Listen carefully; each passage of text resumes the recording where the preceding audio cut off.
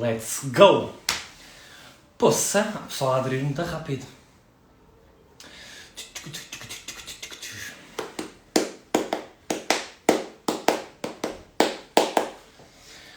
Ai, antes de mais, sejam muito bem-vindos à live do Guerreiro. Estou feliz porque, olhem, voltei ao trabalho. Finalmente, que era uma coisa que eu queria muito e que eu estava a ressacar. Consegui finalmente voltar ao trabalho, agora estou a ganhar o ritmo. Tenho utilizado estes dias para começar as gravações, para gravar o programa de superação de ansiedade e depressão que eu já tinha mencionado que ia lançar em setembro e estou entusiasmado com aquilo que eu vou lançar. Estou feliz porque o pessoal do Twitter tem-me enviado muito amor e eu agradeço-vos por isso. E acima de tudo, estou feliz porque não tenho motivos para estar infeliz, não é? A vida pode ser uma coisa maravilhosa de se viver e eu tenho a felicidade de ter uma vida dessas, não invalidando, obviamente, que há sempre momentos menos bons, mas de uma forma geral está tudo bem, não é? E tenho aqui uma sumo de uva. Merecemos todos, meus amores. Meu irmão já aqui está. Stella, um beijinho. Acho que a minha mulher também anda para aí. Acho. Hi, handsome. Aqui está ela. Olá, meu amorzinho. Bem, então é o seguinte. Hoje a live do Guerreiro vai ser um bocadinho diferente. Tenho como convidado o Pedro Crispim. Foi um pedido da vossa parte já há muitas semanas atrás. Joaninha, meu amor. Foi um pedido vosso já há muito tempo atrás. Eu já tinha falado com o Crispim, já tínhamos ficado de fazer isto aqui, então e hoje vamos fazer. E porquê é que eu digo que vai ser um bocadinho diferente? Vai ser um bocadinho diferente porque não vou ser só eu que tenho perguntas para ele também vai ter perguntas para mim, portanto, nesse aspecto vai ser diferente. De que forma que eu gosto de utilizar as minhas lives, e alguns de vocês já sabem disto aqui, eu gosto de conversar com pessoas que sejam inspiradoras, que consigam, de alguma forma, inspirar-vos, seja com histórias, Crispim já estou a chamar, seja com histórias de vida delas, seja com o mindset, a perspectiva que elas têm acerca da vida, e realmente eu tinha colocado uma coisa que era para vocês, colocarem questões para o Crispim. Eu reuni aqui algumas, vou deixar também a conversa fluir. E das perguntas que eu tenho, eu espero que algumas sejam interessantes para isso, não é? Para trazer-vos qualquer coisa de positivo e animar a vossa noite e quem sabe a vossa semana, ou sei lá, assim, sendo mais ambicioso, transformar a vossa vida. Depois, eu no final vou-vos contar algumas novidades. Não são bem novidades, vou-vos falar sobre aquilo que eu tenho estado a fazer. E o que é que vai acontecer. Portanto, sem mais demoras, vamos a isso. A ver se ainda sei mexer nisto, que já não faço lives há algum tempo.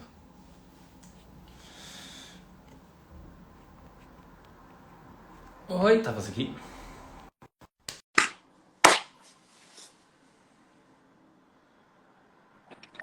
Aqui está, o rei da bobagem. Olá, olá. Olá, como é que estás? Estou bem, tranquilo, está tudo bem. Estavas aí atarefado, parece. Como? Estavas aí atarefado, parece. Epá, sim, porque é a vida. Porque é a vida. Porque é a vida. Não, sabes o que é? É porque eu dou aulas e dou formações. Quer dizer, não dou vendo, porque eu sou uma pessoa de negócios. E de qualquer das maneiras. Também faço algumas formações de cariz solidário. Mas, então eu estou a organizar aqui as coisas para outubro e para o início do ano já. E como tenho uma equipa que, se eu me distraio, eles me caem em cima. Já somos dois. Pronto, então tenho aqui que delinear as coisas, porque a vida é muito mais do que aquilo que as pessoas veem, não é? E tu sabes isso. Olha, por mim podemos já começar por aí, sinceramente. Eu acho isso extremamente interessante. Olha, antes de começar, deixa-me dizer uma coisa, que eu tenho uma convidada especial. Ok. Muito especial, que é a Soraya. O unicórnio, ela está aqui. Aqui quer dizer, está aqui na live. A Soraya vai fazer uma visita aqui a casa. A Soraya, que é o unicórnio da luz. Ela já tem um burro, agora um unicórnio, acho que é maravilhoso. Sim, agora o unicórnio pode ser amigo do burro, porque é inclusivo.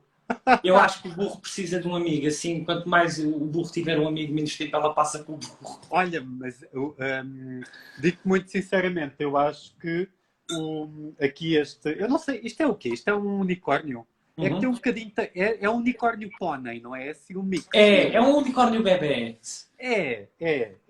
Mas eu vou sentá-lo aqui ao lado. Vá, avança para bingo, Daniel. Então vá. Não, tu estavas a dizer uma coisa interessante, que era porque a vida é mais do que aquilo que as pessoas veem.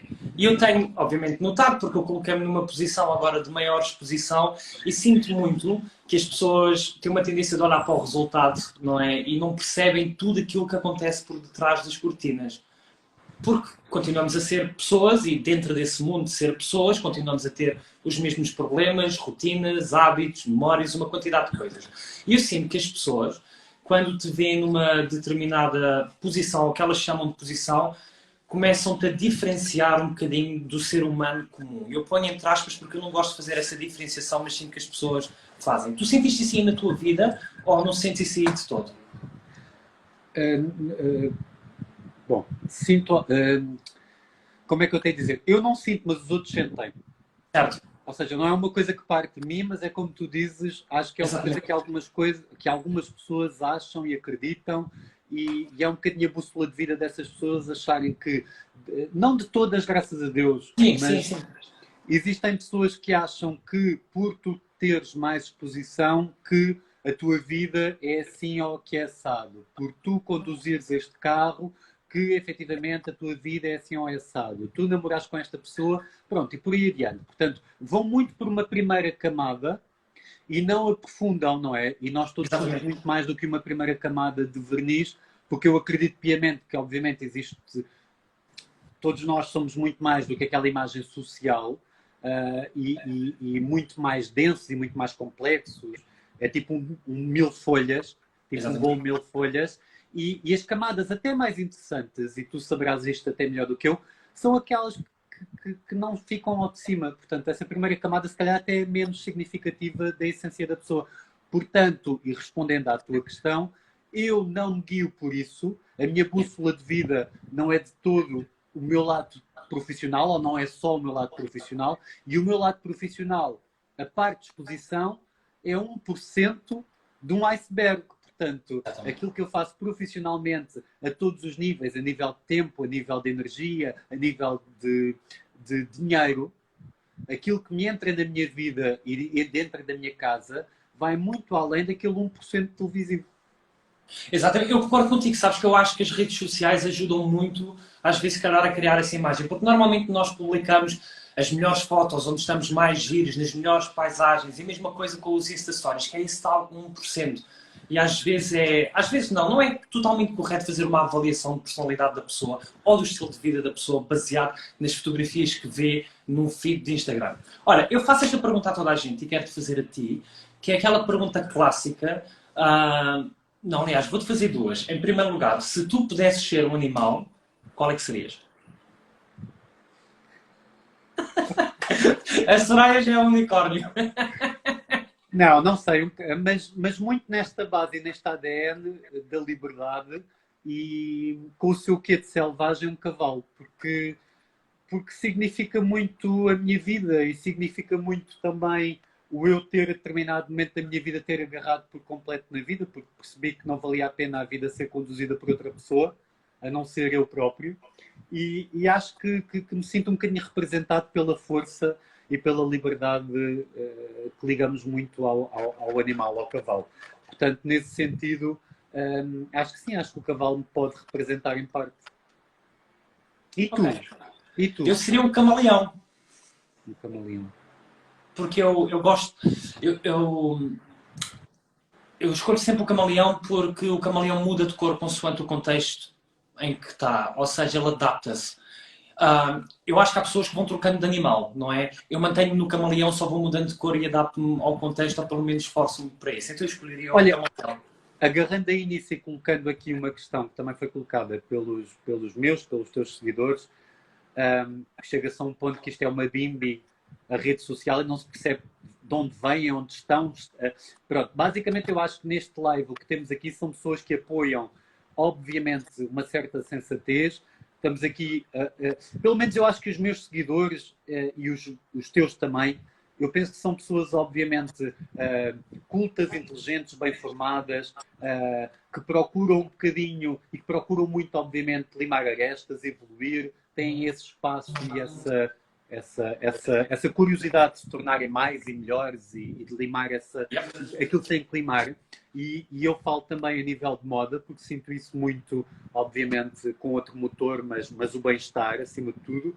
E isto para dizer que as pessoas também te colocaram uma questão que, agarrando na tua pergunta, que é como é que é ser uma figura pública? O que é que isso te muda? O que é que isso te altera? O que é que isso te acrescenta? E o que é que isso te tira também? Ok, então olha, eu acho curioso fazer essa pergunta, porque ainda hoje eu estava a pensar neste tema, que é, eu odeio, percebi que, não é que odeio, eu percebi que não gosto do termo figura pública, porque É repara... mediática, é figura mediática. Sim, sim, mas é isto aqui, é este o título que dá, figura pública, e de repente tu tornas-te uma figura e és pública, certo? Como se pertencesses de repente ao público, e eu não vejo as coisas dessa maneira. Olha, eu vou-te ser sincero, aquilo que eu percebi foi que continuam a acontecer exatamente as mesmas coisas que já me aconteciam no passado, só que agora acontecem numa escala maior ou mais intensa. Ou seja, relativamente às coisas menos boas, que talvez possam ser as críticas que as pessoas possam fazer relativamente a mim, eu já tinha pessoas na minha vida que não gostavam de mim ou não se identificavam comigo, portanto já faziam essas críticas. Só que agora, em vez de serem 3, são 100 ou 200. Mas isso também é para o lado bom. Então, enquanto eu tinha 5 ou 6 amigos a dizer gosto imenso de ti ou isto ou aquilo, se calhar agora tenho 100 ou 200 pessoas também a fazer exatamente a mesma coisa. Aquilo que é realmente diferente, ou que se nota realmente a diferença, é quando eu estou a andar pela rua. Isso sim. Ou quando vão ao supermercado, isso tudo, as pessoas abordam, porque as pessoas conhecem-me de uma maneira que eu não as conheço ela, porque eu tive no ecrã de televisão delas durante alguns meses, então elas sentem uma ligação, ou criaram empatia, ou identificaram-se em algum aspecto, aí eu noto a diferença. Mas eu vou-te ser sincero, eu sou muito ermita, portanto eu gosto de estar em casa, eu gosto de estar a trabalhar em casa, a ler, portanto eu também raramente saio, a não ser quando é para fazer alguma coisa com a Soraya, ou alguma coisa que eu tenha mesmo que fazer. Mas o lado bom disto aqui, para mim pessoalmente, foi as portas que me abriu relativamente ao meu trabalho. Fechou outras, porque tu sabes disto aqui, seres um concorrente ou um ex-concorrente de um reality show tem ainda muitos preconceitos envolvidos na sociedade. Então, isto aqui acaba por fechar algumas portas, porque algumas marcas ou algumas empresas não querem estar associadas a um concorrente reality show. Mas, os últimos 6 anos da minha vida, eu estive a desenvolver os meus próprios projetos, já não me abriam portas na altura por eu ser muito novo, então eu sempre abri as minhas próprias portas.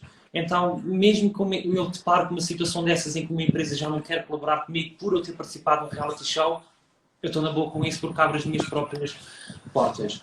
Mas é isto aqui que eu tenho sentido, é acima de tudo acontecer as mesmas coisas, mas a uma escala maior ou mais intensa. E sair nas revistas, isso eu não estava habituado de todo, mas também não ligo. Tenho uma pilha de revistas em casa sobre mim que eu nunca abri, que foram escritas enquanto eu estava dentro da casa. E é pronto, as pessoas reconhecerem no meio da rua. Para me perguntarem pela Soraya. Nem me dizem boa tarde, nem bom dia, nem boa noite. Soraya! Olha, agarrando aí nessa tua observação e agarrando um bocadinho aqui no nome da Soraya e não fazendo este live, obviamente um live sobre a Soraya, porque eu irei ter um live com a Soraya um dia destes, quando tivermos tempo e oportunidade para isso. Até porque eu sempre disse isto nos extra, que tu és tu, a Soraya é a Soraya, e a vossa validade, vocês não precisam um do outro para serem válidos. E como concorrentes eu acho que tiveram o vosso brilho e a vossa individualidade exatamente foi sublinhada da melhor maneira. Não precisavam nada. Portanto, o que eu estou a dizer é que não há uma questão de jogo, estás a perceber? E portanto, esse jogo aqui também não vou colocá-lo, e aquilo que eu vou tocar no Soraya será dos poucos pontos que eu vou tocar para além do unicórnio maravilhoso e cheio de luz. Que uma das perguntas que fizeram foi e isto não é uma minha, porque eu vou-te ser muito sincero, e aqui meto também a minha bucha, por assim dizer, que é eu não exponho a minha vida privada. Uhum. Porque, como devem calcular, eu não virei virgem. Mas a minha vida continua confortável. Agora, a esse nível, portanto, eu tenho a minha vida muito bem resolvida. Mas o que eu aprendi com a experiência, e isto é uma dica Sim. para quem estiver a ouvir, obviamente, e para quem quiser tirar alguma coisa de positivo daqui, se não quiser, coloca no lixo, é aquilo que nós temos de valioso, nós não tentamos não expor ou tentamos proteger aquilo que podemos.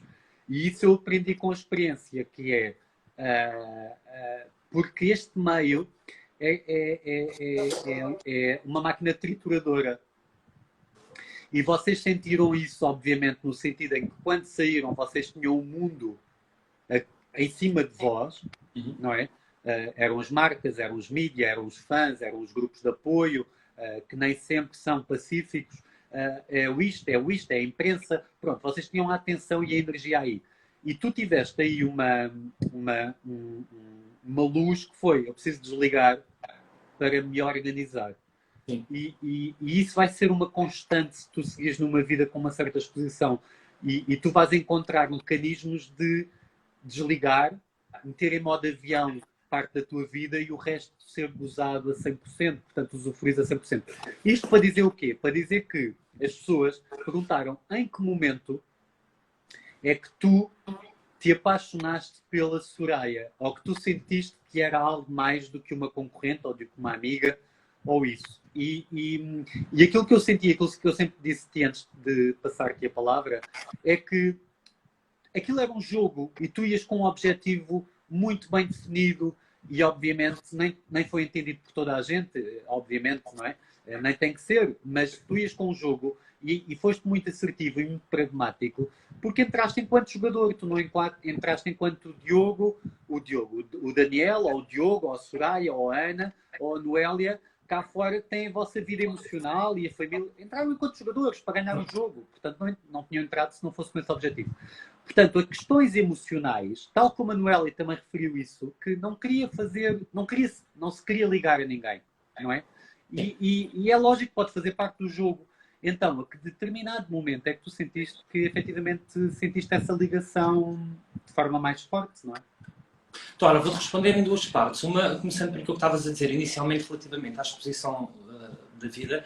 Desde que eu saí, que eu tenho cometido alguns erros, como toda a gente comete, e tenho vindo a aprender com isso.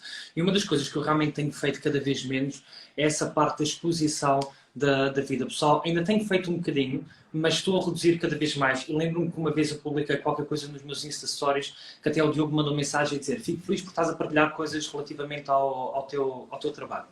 E é realmente uma coisa que eu estou a diminuir cada vez mais, porque o meu objetivo é que a minha página seja dedicada ao meu trabalho, relativamente a coisas que motivem as pessoas ou que ajudem a sair de um determinado lugar ou isso tudo. E eu tenho certeza que provavelmente vou perder alguns seguidores, mas na verdade as únicas pessoas que me importa realmente terem e seguirem são aquelas que vão querer acompanhar o meu trabalho e não tanto a minha vida pessoal. Portanto, é isto aqui que vai acontecer inevitavelmente e a minha equipa já está a trabalhar numa quantidade de conteúdo para nós conseguirmos fazer essa transformação o mais rapidamente possível.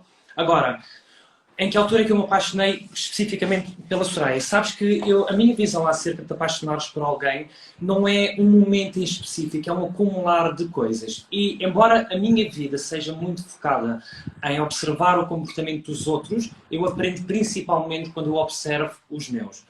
Então, quando eu dou por mim a começar a ir atrás da Soraya, a procurar a Soraya, também, eu recordo-me que até houve uma altura que a Soraya disse: parece que só eu é que me chego à frente para te dar carinho ou isso tudo. E quando eu dou por mim a fazer exatamente as mesmas coisas, eu comecei a perceber a posição onde eu estava emocionalmente. No entanto, e é aqui onde veio parte do meu passado, e foi uma coisa que eu até falei na curva da vida, mas que não apareceu, não foi uma das coisas que apareceu.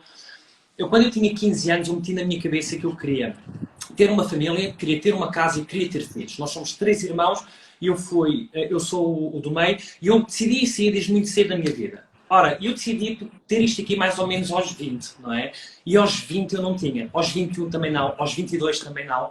E de repente a minha irmã começa a ter, o meu irmão começa a ter, e eu comecei a sentir-me a ficar para trás e comecei a sentir aquela pressão do tempo, aquela ideia parva de que por esta altura eu já deveria ter isto e não tenho. E quando tu começas a sentir essa pressão do tempo, começas a tomar uma quantidade de decisões precipitadas. Então, sempre que eu entrava dentro do jogo do amor, eu entrava de cabeça. E entrava com tudo e queria que fosse à velocidade da luz. Felizmente e finalmente, eu apercebi-me que era completamente estúpido da minha parte ceder a essa pressão do tempo, que só me levava a tomar decisões precipitadas e entrar num amor de cabeça. Então, aquilo que eu prometi a mim próprio foi: da próxima vez que existir uma outra pessoa, eu vou ter calma. Eu vou ser ponderado, eu vou pensar, porque eu não me quero atirar outra vez de cabeça, porque se eu me atirar de cabeça, eu não estou a atirar porque amo essa pessoa, porque quero essa pessoa, mas sim porque eu criei esta ideia há 15 ou 20 anos atrás, ou há 10 ou há 15 anos atrás. Então, quando eu comecei-me a apaixonar pela Soraya, e dentro daquela casa, principalmente, em que tu tens as tuas hormonas aos saltos, porque não tens contacto com mais ninguém, tu tens de ser muito cauteloso com os teus próprios sentimentos e tens a certeza que não estás a ser um primata. Então eu ponderei muito, eu pensei muito, eu queria ter a certeza que se eu ia dar um passo, eu ia dar com a cabeça e com a ponderação necessária. Então, a altura específica, que eu poderia apontar como específica, em que eu me apercebi que gostava verdadeiramente dela nesse sentido, foi da última vez, não estou em erro, que nós discutimos, e aquilo naquela altura partiu-me mesmo o coração. Fez mesmo realmente uma diferença. Não foi indiferente, e quando nós nos conseguimos entender, quando nós resolvemos as coisas, voltámos 20 vezes mais fortes. Tanto que o Diogo até comentou: vocês chatearam-se, mas parece que as coisas agora estão mais intensas. E realmente ficaram. Então eu acho que esse momento foi o mais forte, mas eu diria que foi uma quantidade de momentos com ela, que pouco a pouco me levaram àquela posição e pronto. Olha, agora és tu a fazer uma pergunta, mas antes deixa-me só fazer aqui uma nota de rodapé, como costumam dizer os profissionais de televisão, que eu vejo muito da televisão, que é, que é engraçado, porque tudo é aquilo que eu dizia também, e estou-me a repetir, obviamente, e algumas pessoas irão lembrar-se, que eu dizia que tudo o que se quer sólido, até a nível profissional, mas não só, também emocional, não pode ser nunca um toque e foge, não pode ser uma coisa instantânea, tipo gelatina instantânea. As coisas solidificam-se, vão criando estrutura, vão criando alicerces, e é só com base em alicerces sólidos que alguma coisa pode ganhar o tempo, não é? E, portanto, é assim que eu vi um bocadinho a vossa relação, que eu não era mãe de santo, tal como eu também referi, portanto não adivinhava o que tinha ali, mas fosse o que fosse que viesse ali, ao virar da esquina, eu sentia que era algo bonito. Portanto, fosse o que fosse. As coisas às vezes não têm que ter um nome, não é? Porque há coisas tão especiais que não têm que ficar espartilhadas a uma nomenclatura, o que for. Portanto, a sociedade dá nomes às coisas, partilha, mete em gaveta. Tu és isto, tu és aquilo, tu tens esta relação. Mas nós somos tão mais do que uma gaveta de uma cómoda, não é? Nós somos, no mínimo, um closet inteiro, tipo Kardashian. Mas pronto, eu tenho gostado muito de vos ver, e tanto a título individual como enquanto parelha. Portanto, avancemos para a tua pergunta.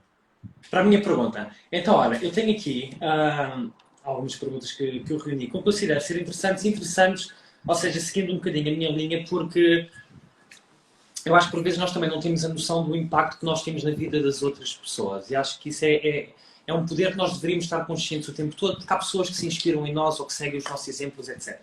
E tu acabas por ser um exemplo para muita gente, inspiras ou pela tua forma de olhar, pela tua forma de agir na vida, ou também pelo teu percurso no mundo da moda. Então, pergunta que eu tenho aqui para te fazer.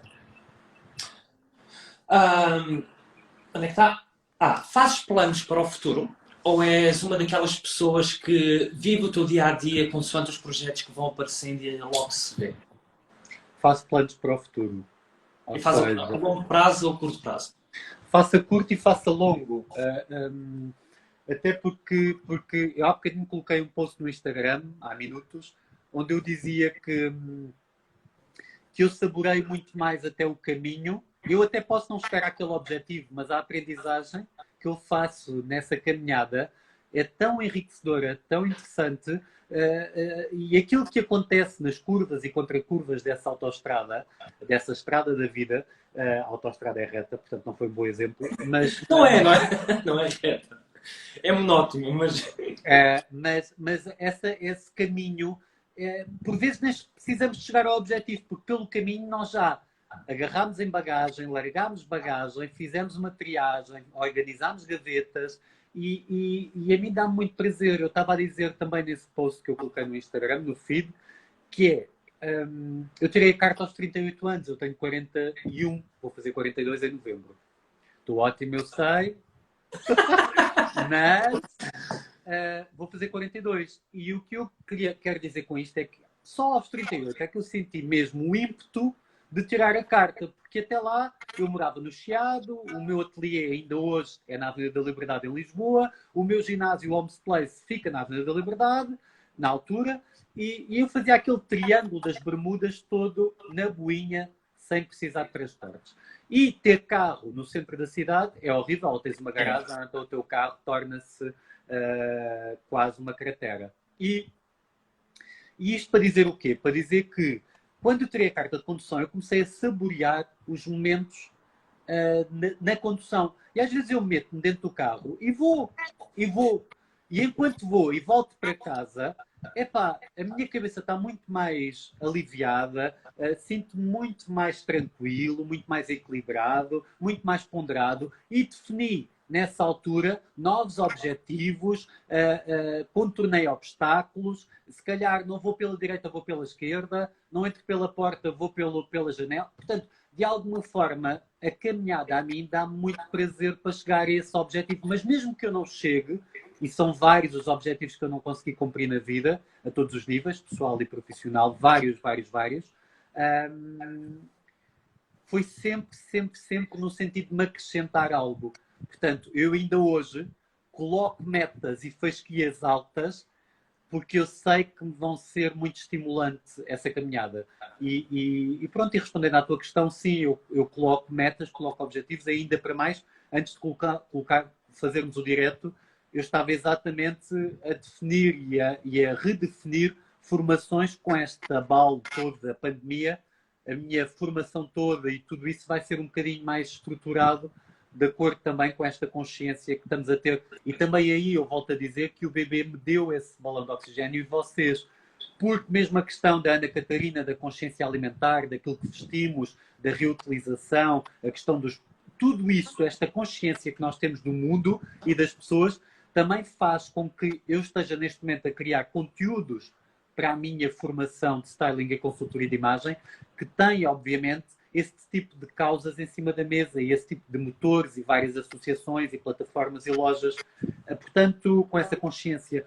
E é isso, portanto, pelo caminho o bebê não me deu só ali uns trocos, por assim dizer, umas gomas, como diz a outra senhora, mas acima de tudo deu-me margem para eu poder mostrar, não é, o meu trabalho, para além do charrio de roupa e do desfile de moda, porque eu sou muito mais do que isso.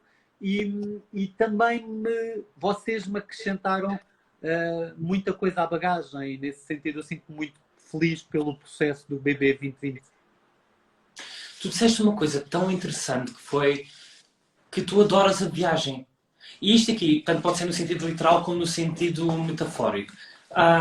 E eu acho que tantas pessoas se desiludem porque esperam até chegar ao objetivo para serem felizes, em vez de desfrutarem da viagem, da luta, da caça, do desenvolvimento, do crescimento, dos obstáculos, porque há muitas pessoas que estipulam um objetivo e dizem, ok, eu quero fazer X na minha vida, mas fazem o percurso de uma forma dolorosa e custa-lhes, e porque estão desejosos de chegar àquele objetivo e dizem, só quando eu chegar ali é que eu vou ser feliz. E eu acho que a partir do momento em que nós nos apaixonamos pelo processo, pela viagem, crescemos muito mais e, se não cumprirmos o objetivo ou se não chegarmos até ao objetivo, nós estamos satisfeitos na mesma, porque tirarmos qualquer coisa de positivo de lá. Concordo. Maravilhoso. Adorei essa perspectiva porque eu concordo contigo, perfeitamente. Concordo. Olha, uma pessoa colocou aqui uma questão que puxa a mim e aos outros comentadores para o tema, mas obviamente é a tua visão e o teu sentir, não é? Ok.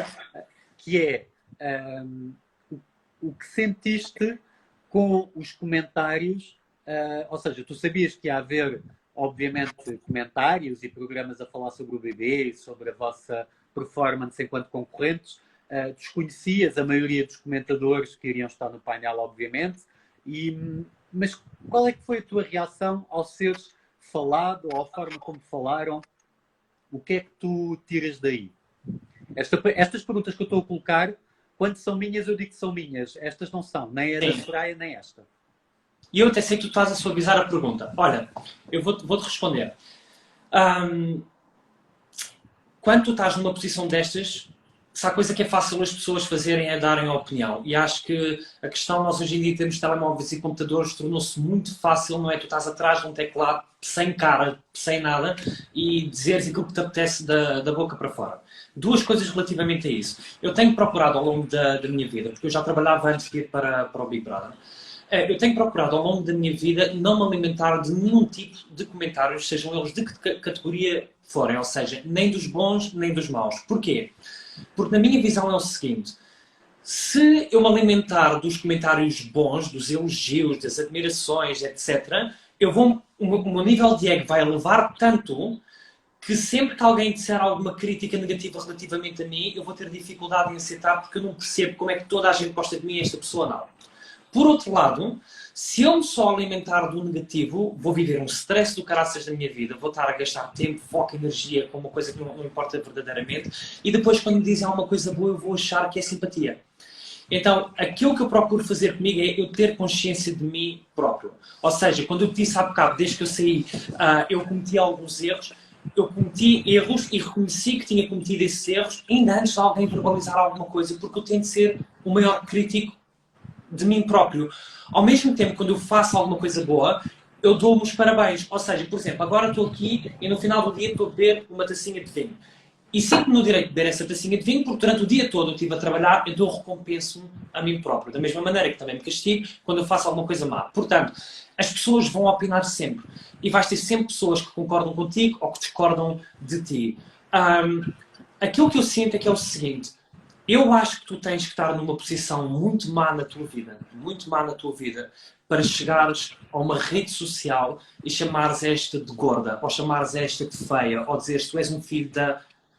Eu acho que tu tens de estar muito mal na tua vida, porque todas as pessoas que eu conheço que são verdadeiramente felizes e que são bem-sucedidas e que têm bons valores e princípios, nunca na vida fazem uma coisa dessas. Então eu não sinto nada mais, nada menos do que compaixão. E são pessoas que, se um dia quiserem vir ter uma consulta comigo, eu acho que tenho muito para lhes oferecer.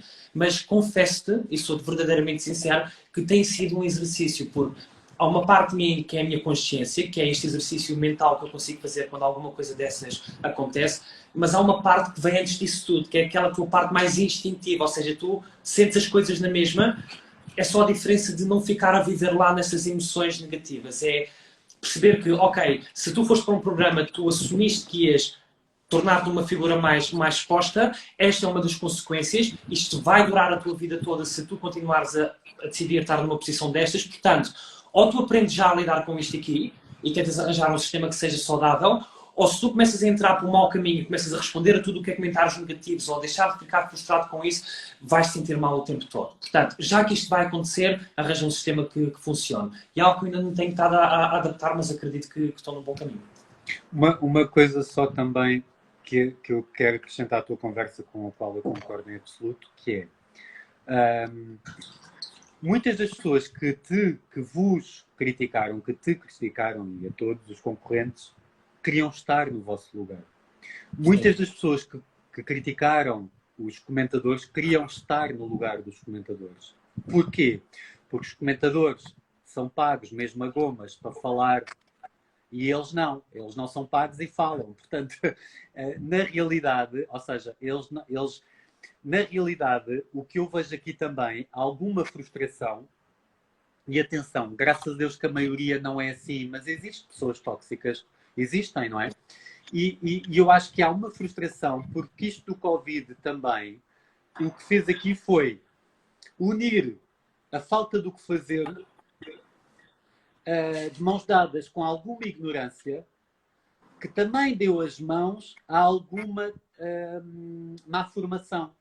E isto aqui só pode originar, obviamente, comentários tóxicos, pessoas mal educadas, frustradas, tons de ameaça, intimidatórios. Portanto, obviamente, todos nós, direto ou indiretamente, recebemos esse tipo de comunicação que prescindimos. O que eu penso sempre, Daniel, é, e obviamente eu não tenho a tua formação para conseguir ler pessoas e ter essa noção, porque eu acredito que também seja um dom, além da parte técnica, que é, essas pessoas dizem tudo sobre elas e muito pouco sobre nós. Exatamente. Essas pessoas, Concordo. quando estão... Olha, isso dava uma daquelas fotografias com aquelas frases e assinado Pedro Crespim. Sim, essas pessoas estão a dizer que tudo, estão-se a apresentar, estão a acrescentar aquilo que podem e aquilo que são. Não dá mais, é aquilo. Elas não conseguem dar mais.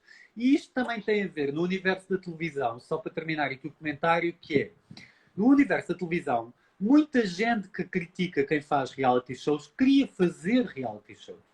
Portanto, muitos dos meus colegas que acharam que eu era assim ou assado queriam estar naquela cadeira e no meu lugar.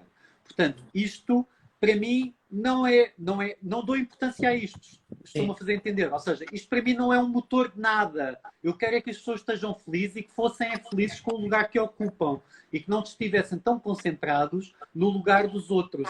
Mas, infelizmente, nós vivemos num mundo, não num país, num mundo onde as pessoas gastam demasiado tempo, demasiada energia com os outros, mas não para ajudar. Pelo contrário. Portanto, neste sentido, eu costumo dizer que eu só olho para o lado quando for para acrescentar alguma coisa às pessoas. Portanto, senão eu foco no meu caminho.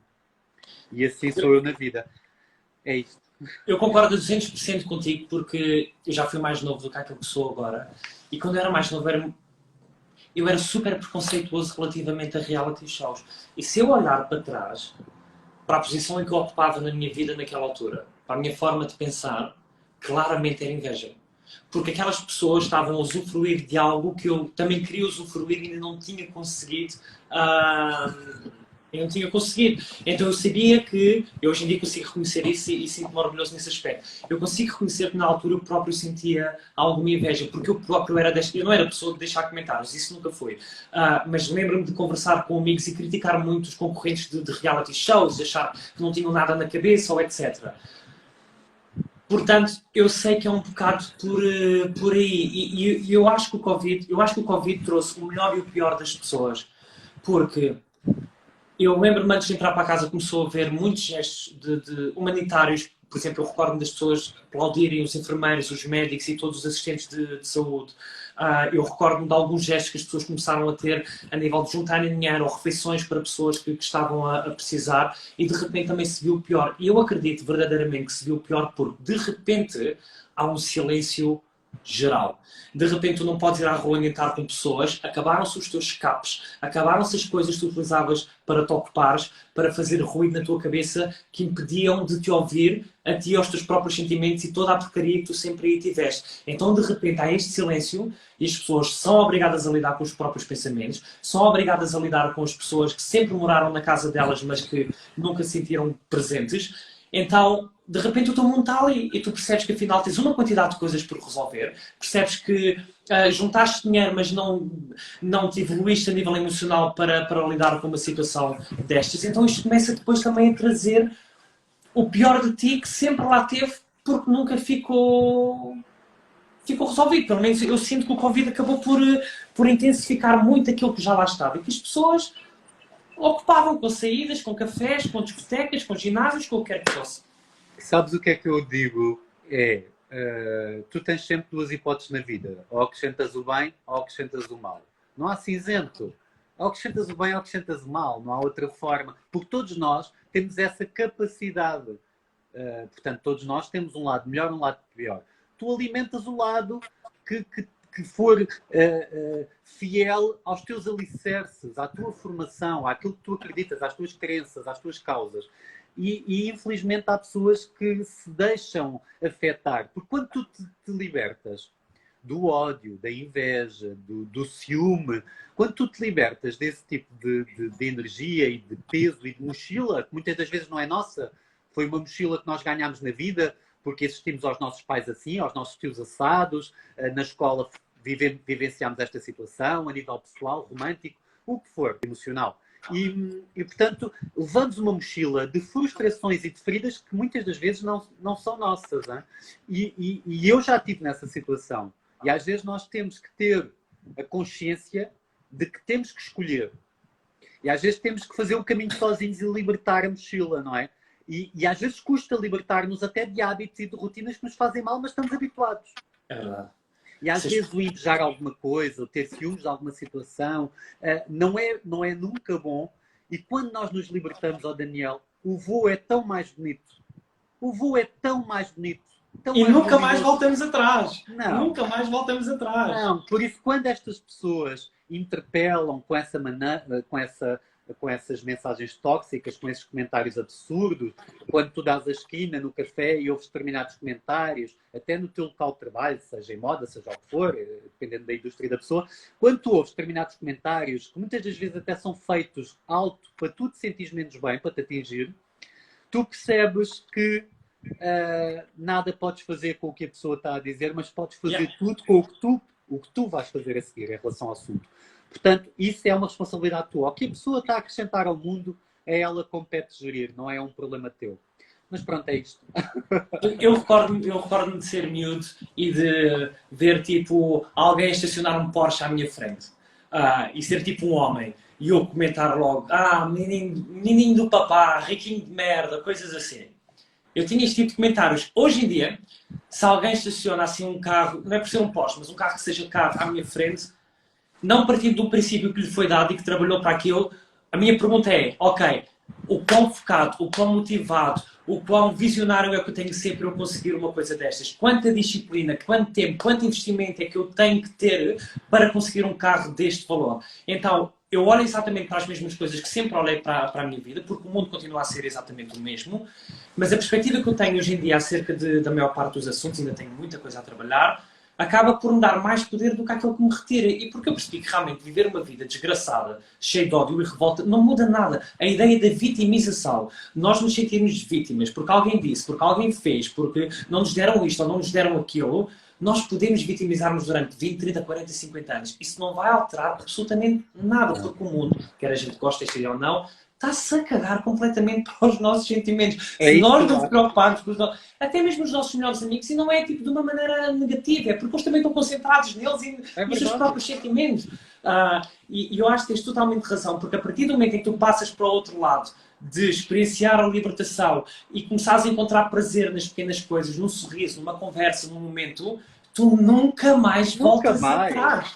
Nunca mais. Parece que tu ficas a flutuar a 5 centímetros do chão. Tu estás a olhar para as conversas das pessoas tóxicas, azedas, frustradas, zangadas, e tu pensas assim, mas aí embaixo é assim, é que aqui em cima está-se tão bem.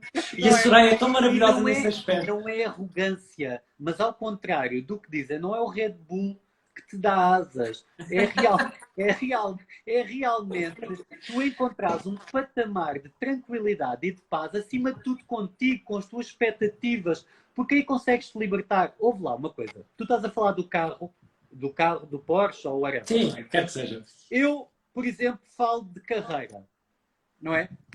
Eu pensava assim, olhava às vezes ao Daniel, isto em género de desabafo, e na esperança que não esteja aí ninguém que meta o dedo no teclado, eu pensava assim quando via alguém a passar, isto quando eu comecei em moda com 17 anos, não é? Eu olhava e pensava assim, mas porquê é que este tipo ficou com o casting e não fiquei eu? E colocava-me a mim em causa, é porque não estou definido, aquela coisa dos manequins, é porque estou gordo, é porque estou magro, pronto, são razões físicas que têm a ver, obviamente, com a estrutura, a ferramenta de trabalho que é o nosso corpo, é a nossa imagem. Pronto. E depois eu ficava com raiva da pessoa que lá estava, mas eu nunca questionava o porquê é que eu não atingia aquele casting. Em vez de eu pensar assim, em vez de questionar a pessoa, questionar-me a mim. Eu devia era virar a atenção para mim, fazer uma autoanálise e não avaliar o outro, não é? E normalmente é isso que eu acho que há muitas pessoas. E eu fazia isto com 17 anos, com 20 anos, não é? Depois tu vais aprendendo, porque vais levando muita cacetada ao longo da vida e percebes que não te acrescenta dimensão nenhuma tu teres este tipo de sentimento. Portanto, a energia e a atenção e o tempo que tu gastas a olhar para o caminho daquela pessoa, aquela pessoa está neste projeto, aquela pessoa não vai, vamos ver se ela vai, vamos ver se não vai. O que é que isso interessa? Faz o teu caminho, amiga. Faz-te à estrada, não é? Que a seguir vem gente. E a mim, eu hoje em dia, Daniel, se tu me perguntares assim, tu tens um ateliê, tens o teu espaço, tens a tua credibilidade no teu meio. Tenho, mas nunca pedi boleia. Ou seja, na realidade eu tive noção de que não vou para os copos com ninguém das indústrias onde eu me movimento. Não tenho amigos nem frequento a minha casa ninguém das indústrias onde eu me movimento profissionalmente. Portanto, não faço vida com ninguém nas indústrias onde me movimento profissionalmente. Portanto, eu vou ter que me fazer valer só de uma coisa, do mérito, do meu talento, do meu trabalho e do meu brilho.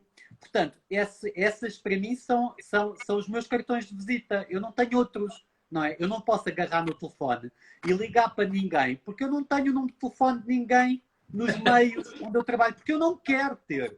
Porque eu nunca me Exatamente. coloquei nessa posição frágil. Porque eu entendo isso como uma posição frágil.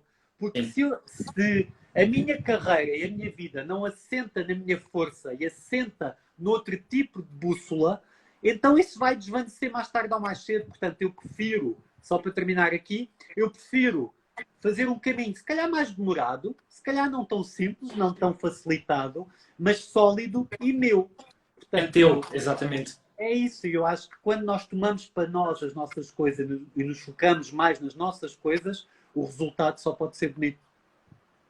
Hoje em dia as pessoas sofrem tanto com a questão da autoestima. Eu tenho sempre tanto esta questão de como é que eu posso aumentar a minha autoestima? E o fator número um que eu vejo pelas pessoas terem baixa autoestima é que elas entregam a autoestima delas aos outros. Ou seja, elas dependem de um comentário positivo, de um elogio, de um obrigado, de um abraço, sempre das outras pessoas.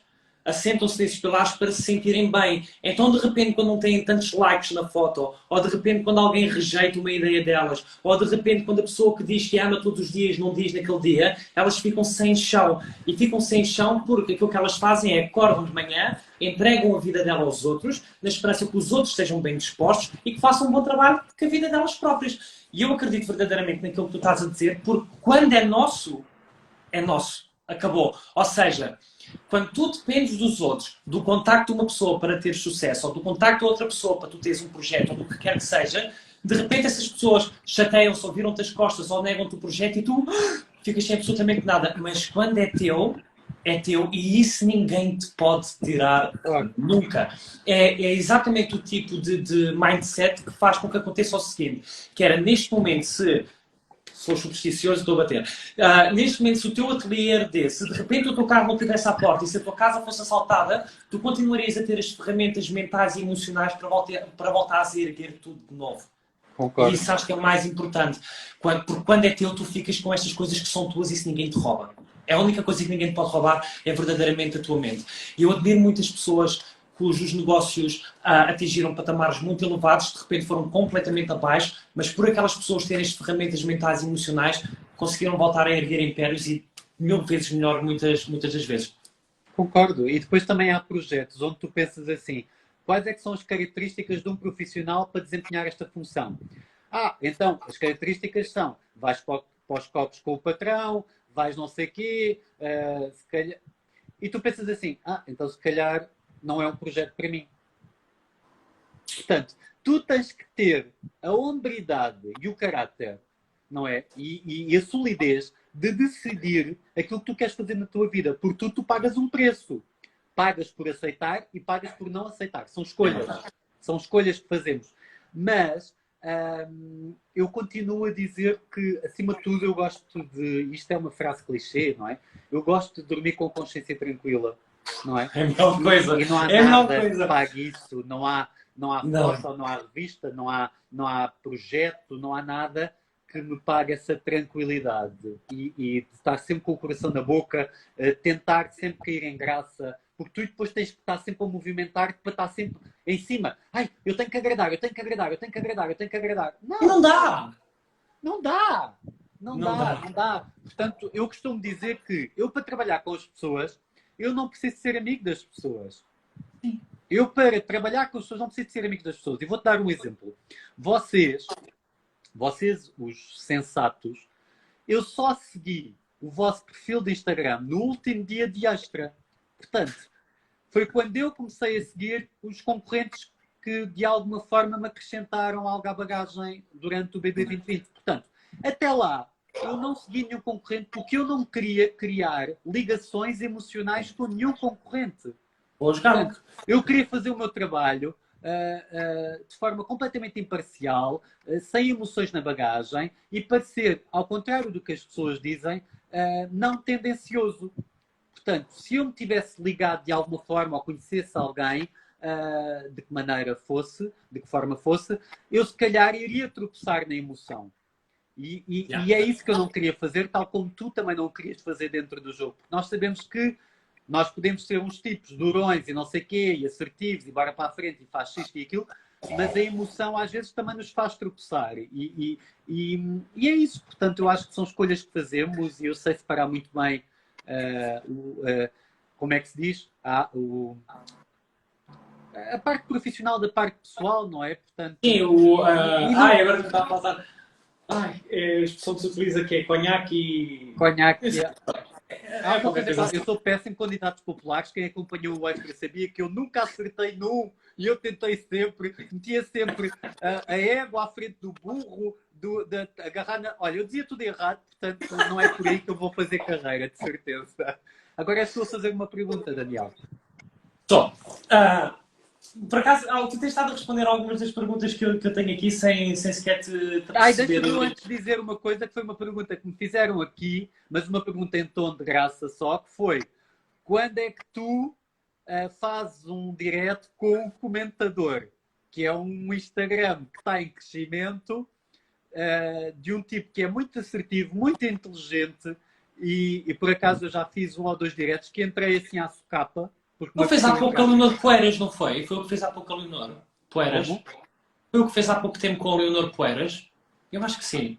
Mas continua o teu raciocínio. Eu não sei precisar, mas ele disse: Pedro, pergunte, porque ele é Beto, de certeza. Ele é aristocrata também. Ele é como a gente. Não é como nós, é como a gente. Ele é como a gente.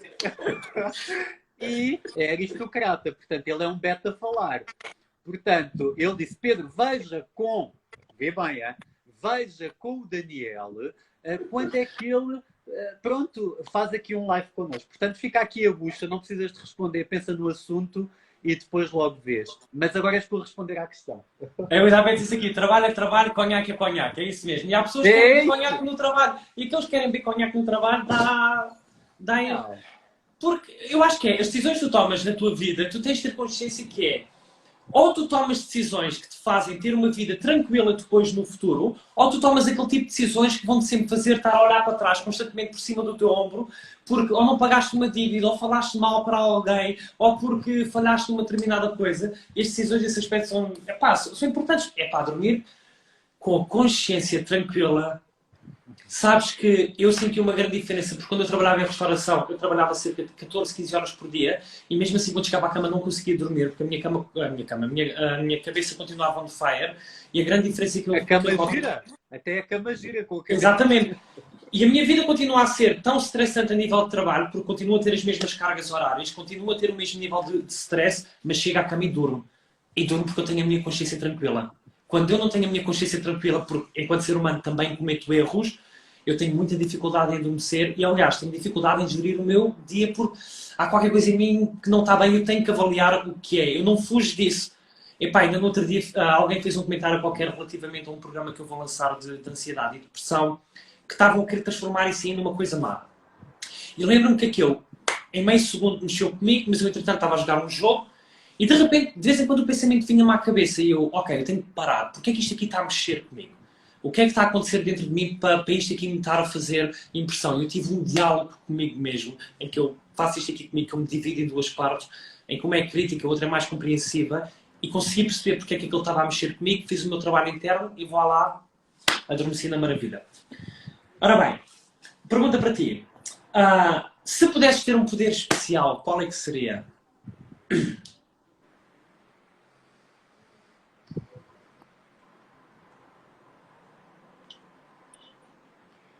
Poder da resolução.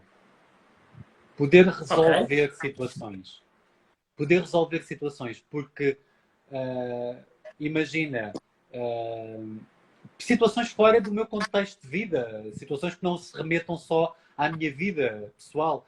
aliás, acima de tudo, que não se remetam à minha vida situações extremistas, uma calamidade, uma situação, esta questão da pandemia, resolvia a coisa, descobria a cura para a coisa, a vacina. Imagina uma guerra, descobria, resolvia a situação, estás a perceber, antes que a coisa matasse alguém. Portanto, de alguma forma, a resolução, resolver situações, porque isso é algo que eu faço profissionalmente numa escala microscópica e é algo que eu faço na minha vida pessoal com quem me rodeia. Eu sou sempre a cola entre as pessoas e eu sou sempre a questão de ver sempre uma solução. Eu sou sempre essa pessoa na amizade, no trabalho, do género. Está bem, mas vamos ver a coisa de outra maneira. Vamos ter aqui, tudo bem, é isso que aconteceu. Agora vamos tentar resolver. Portanto, de alguma forma, a resolução, o resolver situações é alguma coisa que é muito natural em mim, é muito intrínseco. Portanto, seria um poder a nível mundial que eu gostava de possuir. Não ias parar. E tu? Agora lixaste-me. Se eu tivesse um poder especial, qual é que seria? Olha, eu acho que infectava toda a gente com o comportamento de serem gentis. Eu gosto mais da expressão em inglês que é be kind. Porque eu acho que é mesmo aquilo que o mundo precisa e acho que é uma coisa que nunca te leva a arrependimentos, é tu seres gentil, carinhoso com as outras pessoas e acho que estamos tanto a precisar disso que eu infectava as pessoas todas com isso. Sabes como é que se chama o meu pai? Sabes como é que se chama o meu pai? O meu pai chama-se Joaquim, como um bom alentejano, claro, como eu sou também, obviamente. Chama-se Joaquim Gentil. Nada é por acaso. Nada é por acaso. Eu acho que ser gentil é tão fácil. O meu pai é a pessoa mais gentil que eu conheço. Maravilhoso. Mais gentleman até com a minha mãe. Na vida, a forma como ele se comporta. O meu pai, para mim, se algum dia eu conseguir chegar aos calcanhares do meu pai em gentileza, em consciência, em elegância, na empatia, então eu vou ser felicíssimo, porque realmente o meu pai para mim foi essa orientação. Daí ter o nome gentil. Mas é engraçado. Tem uma luva. Sabes que eu, por acaso, nesse aspecto tenho aprendido cada vez mais com a Soraya, porque o meu trabalho puxa muito por essa parte, ser gentil, mas eu sou muito... eu não sou um terapeuta muito convencional, ou seja, eu não sou aquele terapeuta que dá palmadinhas nas costas e diz realmente tem razão. Eu sou exatamente o oposto, porque eu acredito que por vezes é preciso puxar as pessoas para a terra e eu normalmente no início da consulta parece que sou um bocadinho besta, mas não sou. Estou a ser mais assertivo com um propósito específico. Que é para nem dar espaço à pessoa para ser uma vítima enquanto está comigo e depois no final trago toda essa parte. E eu lembro-me de estar a comentar com a Soraya que se ela ficasse apenas 2 semanas na casa nunca ninguém iria acreditar que ela era real. Mas o facto de ela ter ficado lá o tempo todo é tão interessante ver a Soraya agir nas situações complicadas, porque mesmo quando ela se estressa, mesmo quando há aquele nervosismo, ela joga a carta que todos nós ambicionamos ter a capacidade de jogar quando chegamos a uma situação complicada, que é, ela consegue sempre responder com amor. E algumas pessoas viram sempre isso com tanta ingenuidade e nada tem a ver com a ingenuidade. É preciso uma inteligência emocional de tal forma para tu estares no meio de um atrito, tu estares no meio de uma confusão, poder escolher entre seres uma besta ou seres bestial e ainda assim escolher ser bestial. Eu às vezes estou a assistir a vê-la a comportar-se com alguém e estou sempre a aprender e absorver isso um bocado cada vez mais para mim, porque nesse aspecto ela está mais à frente do que eu. Mas era isso que eu faria com as pessoas. Olha, era infectar Soraias por aí nesse sentido. Enquanto não podemos fazer isso, se calhar distribuímos unicórnios pelo mundo inteiro, já não é mau, para dar assim um aconchego. Ia-te dizer uma coisa que é, houve um dia que eu estava a fazer um direto de manhã, quando eu vou correr de manhã, fazia os diretos durante o bebê, que era na minha corrida matinal, e houve um dia que me emocionei a falar da Soraya. Mas emocionei mesmo, tive mesmo de pôr a cara para o lado, porque estupidamente, onde é que o rei da bobagem chora? Não chora. Bobagem, minhas ricas filhas, Mas, mas emocionou-me falar dela. Sabes porquê? Porque me lembrei de mim. Porque me lembrei como é que eu era. E a determinado momento, a descrever para as pessoas a Soraya, para quem me estava a seguir nesse live, eu estava... Eu de repente estava-me a descrever a mim. E aquilo foi uma coisa de repente cai-te a ficha e tu pensas assim, meu Deus, o que tu eras e o que tu és, não é? Mas acima de tudo, o que a vida e as experiências te fizeram, não é? Obviamente, eu continuo com a mesma base. Mas tu vês que ficaste calejado e que de alguma forma... Porque a Soraya, temos que ver que a Soraya pertence a outro mundo. Infelizmente, É o mundo dos unicórnios, sim. Devia ser o nosso mundo, devia ser o mundo da Soraya, devia ser o mundo de todos. Todos devíamos ter o privilégio de pertencer ao mundo da Soraya. E na realidade, a Soraya vive sem proteção. E isso é tão bonito de se ver.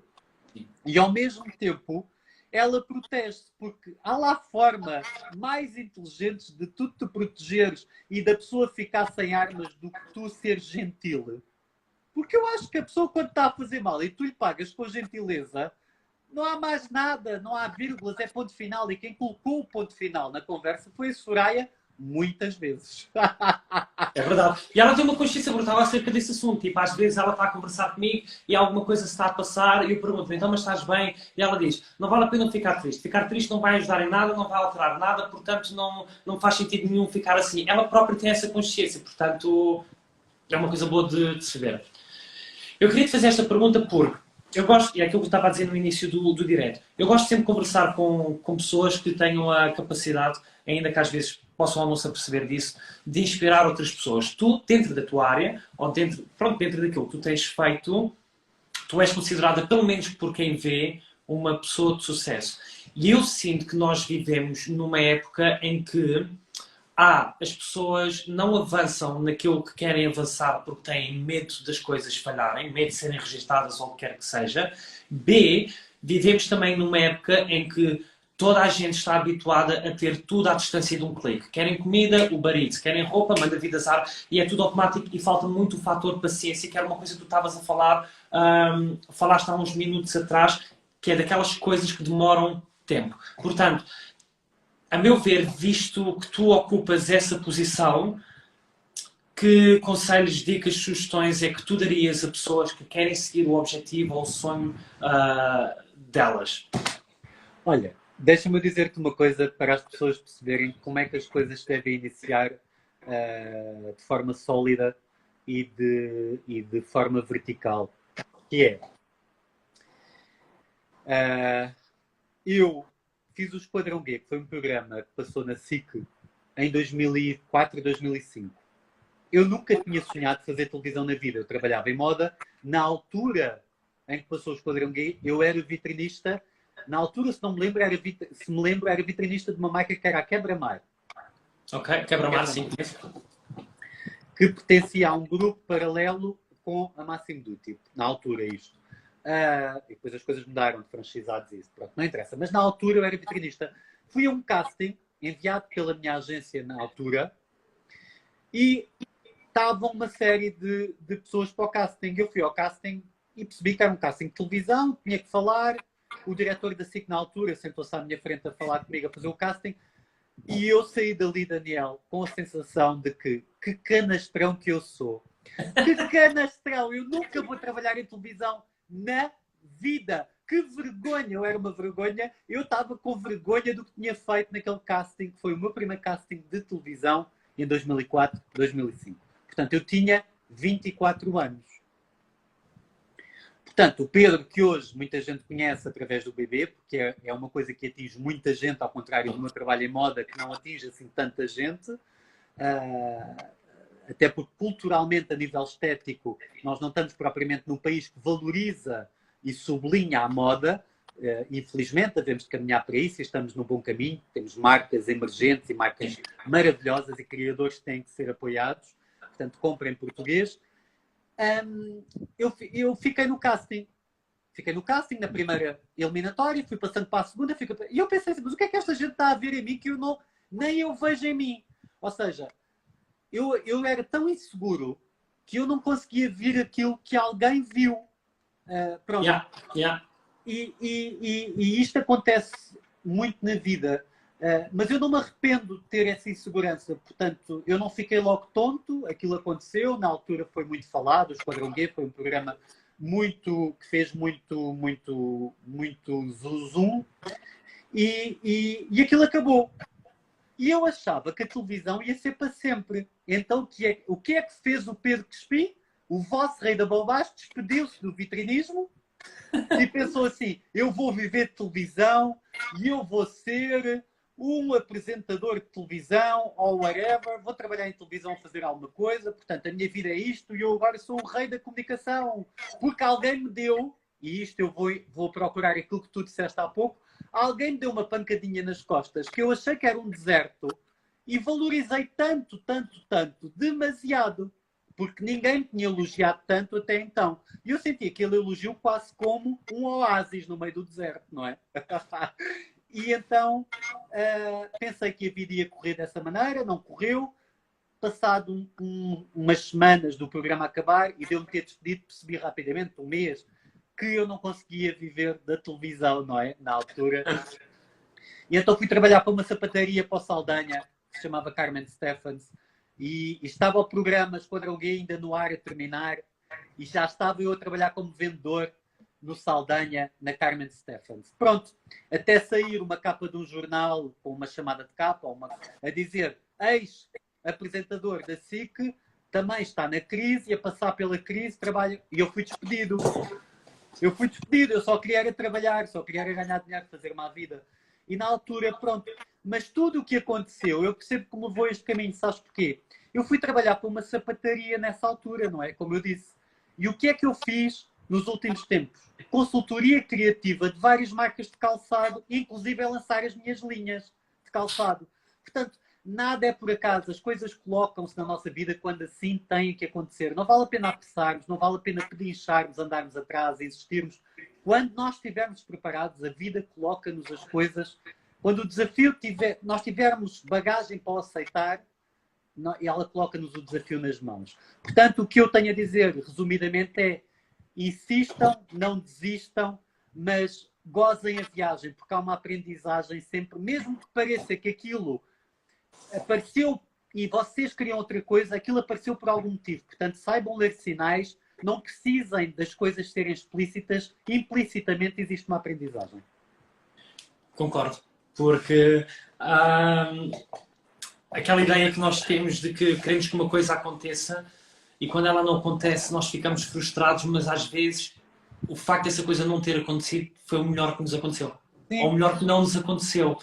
Porque às vezes nós costumamos ver as coisas assim, não percebemos que existe um mundo cheio de oportunidades à nossa espera. E eu acho que nunca foi tão boa altura como é agora para nós seguirmos os nossos sonhos, porque nunca houve um mundo com tantas oportunidades, com tanta facilidade. A partir do momento em que alguém consegue ter pelo menos um telefone, se forem bons naquilo que fazem, conseguem sempre destacar e chegarem onde querem. E sinto que tanta gente tem medo de avançar, sem perceber que a dor do arrependimento de nunca ter tentado é tão maior. Porque quando eu converso com pessoas de uma idade superior, os dois pensamentos principais que elas têm são: se eu tivesse a tua idade e se eu soubesse o que sei hoje, ou seja, a maior parte delas olha para trás no sentido de, se eu soubesse que iria acabar nesta posição com este arrependimento enorme por não ter feito X ou Y e encontrar-me numa posição em que realmente eu agora já não posso fazer nada para mudar isso, eu teria feito e teria-me cagando completamente para aquilo que os outros pudessem pensar, ou agir, ou fazer, eu teria feito mesmo que tivesse dado barraco. E eu acho que se as pessoas estiverem dispostas a serem humildes e perceberem que não têm que já comprar um carro ou tirar uma carta, ou viver numa casa delas, ou ir para um destino de férias luxuoso, e serem humildes e viverem num quarto que seja, mas viverem dentro das suas próprias condições e estarem dispostas a fazer isso para conseguirem seguir os seus próprios sonhos, então à partida acho que corre tudo bem. Mas acho que nós estamos sempre muito preocupados com o julgamento dos outros, não é? E na verdade isso não nos preenche de nenhuma forma. Opa, Olha, as pessoas também querem saber, e foi uma pergunta que me fizeram várias vezes, querem saber quando é que tu, em relação às tuas formações, portanto, quando é que tu, a nível digital, as coisas se iniciam, como é que é feita a coisa, mas também presencial, se já tens previsto alguma formação, alguns workshops, algumas palestras. então, olha, obrigado por fazer essa pergunta. Era algo que eu por acaso tinha planeado falar no final do live, mas já que tu perguntaste agora, respondo agora. Em primeiro lugar, eu decidi não, quando eu saí e tive algum tempo para me dedicar, pessoal que está preocupado com o tempo, não se preocupem porque essa coisa de 1 hora de live de Instagram já acabou, ok? Fiquem tranquilos. Agora é o tempo permitido, é até a gente querer. É! Eu não Já passou uma sabia. hora, já passou uma hora, já passou uma hora. Olha eu com a Ana Catarina. Desliga, Ana, desliga, porque passou uma Não, hora. não. Tanto que senão já tinha aparecido aqui o cronómetro e quando é assim eu aviso, mas isso já não é assim. Pronto, então eu comecei a lançar tipo questionários para, sei lá, pessoas que tivessem dúvidas ou alguma situação que eu lhes pudesse ajudar e comecem a perceber que o padrão é ansiedade e depressão. Ansiedade e depressão, ataques de pânico. Essas 3 coisas são as principais. E visto que neste momento eu não posso fazer as minhas formações no registro que eu gostaria de fazer, provavelmente as minhas formações são entre 50 a 100 pessoas dentro de uma sala, aquilo que eu decidi fazer foi, ok, estamos em tempo de pandemia, a maior parte das pessoas está em casa, formações presenciais está fora da mesa, pelo menos neste formato que eu gostaria de fazer, então eu comecei a desenvolver um programa de superação de ansiedade e depressão, que é um programa que vai ser vendido em 2 plataformas, uma é no Hotmart e outra vai ser mesmo no Instagram, por 19,90€. E o que é que as pessoas vão ter acesso? As pessoas vão ter acesso a uma quantidade de áudios sobre todos os temas que eu acredito que são focados na ansiedade e porque é que as pessoas sofrem com ansiedade, vão ter uma quantidade de exercícios, uma quantidade de imagens, vão ter apoio, vai ser uma rede é uma rede que nós estamos a criar nesse aspecto para conseguir dar resposta por 19,90€. E é uma cena que é tipo para a vida e que vai ter meditações também para as pessoas, vai ter todo um tratamento tratando a pessoa toda e não só determinados aspectos. Então eu tenho estado agora a gravações, isso vai ser lançado em setembro, portanto ainda este mês, e estamos a trabalhar para que as coisas sejam lançadas rapidamente, mas que tenham qualidade e que consigam preencher as dificuldades que as pessoas têm neste momento. Portanto, tenho que dar resposta a isso, enquanto não der também não vou lançar. Isto a nível online. A nível presencial, temos estado em contacto com a DGS para perceber se podemos ou não podemos fazer formações. E aquilo que a DGS nos diz é que nós podemos fazer formações com um limite máximo de 20 pessoas, numa sala que tenha montes de metros quadrados, que seja arejada porque não se pode usar ar-condicionado, que as pessoas... em que nós temos que ter máscaras e luvas descartáveis o tempo todo, a temperatura das pessoas tem que ser medida à entrada, não pode haver papéis nem fichas de inscrição, tem que tudo ser feito no formato digital, não podem levar cadernos para tirar apontamentos, portanto, nós já temos datas previstas para lançarmos uma formação que nós temos, que é de hipnose e desenvolvimento pessoal, que é um fim de semana, o primeiro dia é de hipnose, o outro dia é de desenvolvimento pessoal. Porquê? É um dia que fazemos de hipnose para dar a conhecer às pessoas a hipnose, em que elas aprendem a hipnotizar outras pessoas e elas próprias são hipnotizadas. E no final, quem quiser depois tirar a formação completa, tira, porque eu sinto que há muitas empresas que lançam as formações completas, tu entras na formação completa, passado um mês percebes que aquilo não é para ti, desistes e a turma fica sem menos 1, 2, 3, 4 ou 5 elementos. Então o que é que eu decidi fazer? Lanço uma formação onde há as 2 componentes principais que eu dou, hipnose e desenvolvimento pessoal, um dia de hipnose, outro dia de desenvolvimento pessoal e depois quem quiser dar continuidade. Isto já está programado para outubro, sendo que as 4 cidades onde nós vamos fazer é Lisboa, Faro, Braga e Porto. Não obrigatoriamente por esta ordem. No entanto, dia 7 vão ser as novas regras que o Governo nos vai dar, que vão ser aplicáveis a partir do dia 15 e vamos ver se vai ser possível ou não. Se não for, vamos continuar a apostar no formato online. Também já voltei às consultas, mas dentro do formato online, porque não podemos fazer mais do que aquilo que... Não é só a questão de eles nos deixarem, porque eles dizem, podem fazer a formação, mas é nós também apelarmos pela segurança de todos e termos certeza. Por exemplo, há certas dinâmicas que envolviam tocar as pessoas, que temos que estar a programar tudo de uma forma diferente e arranjar coisas diferentes. Portanto, de uma forma resumida, setembro sai o programa de superação da ansiedade e depressão, online.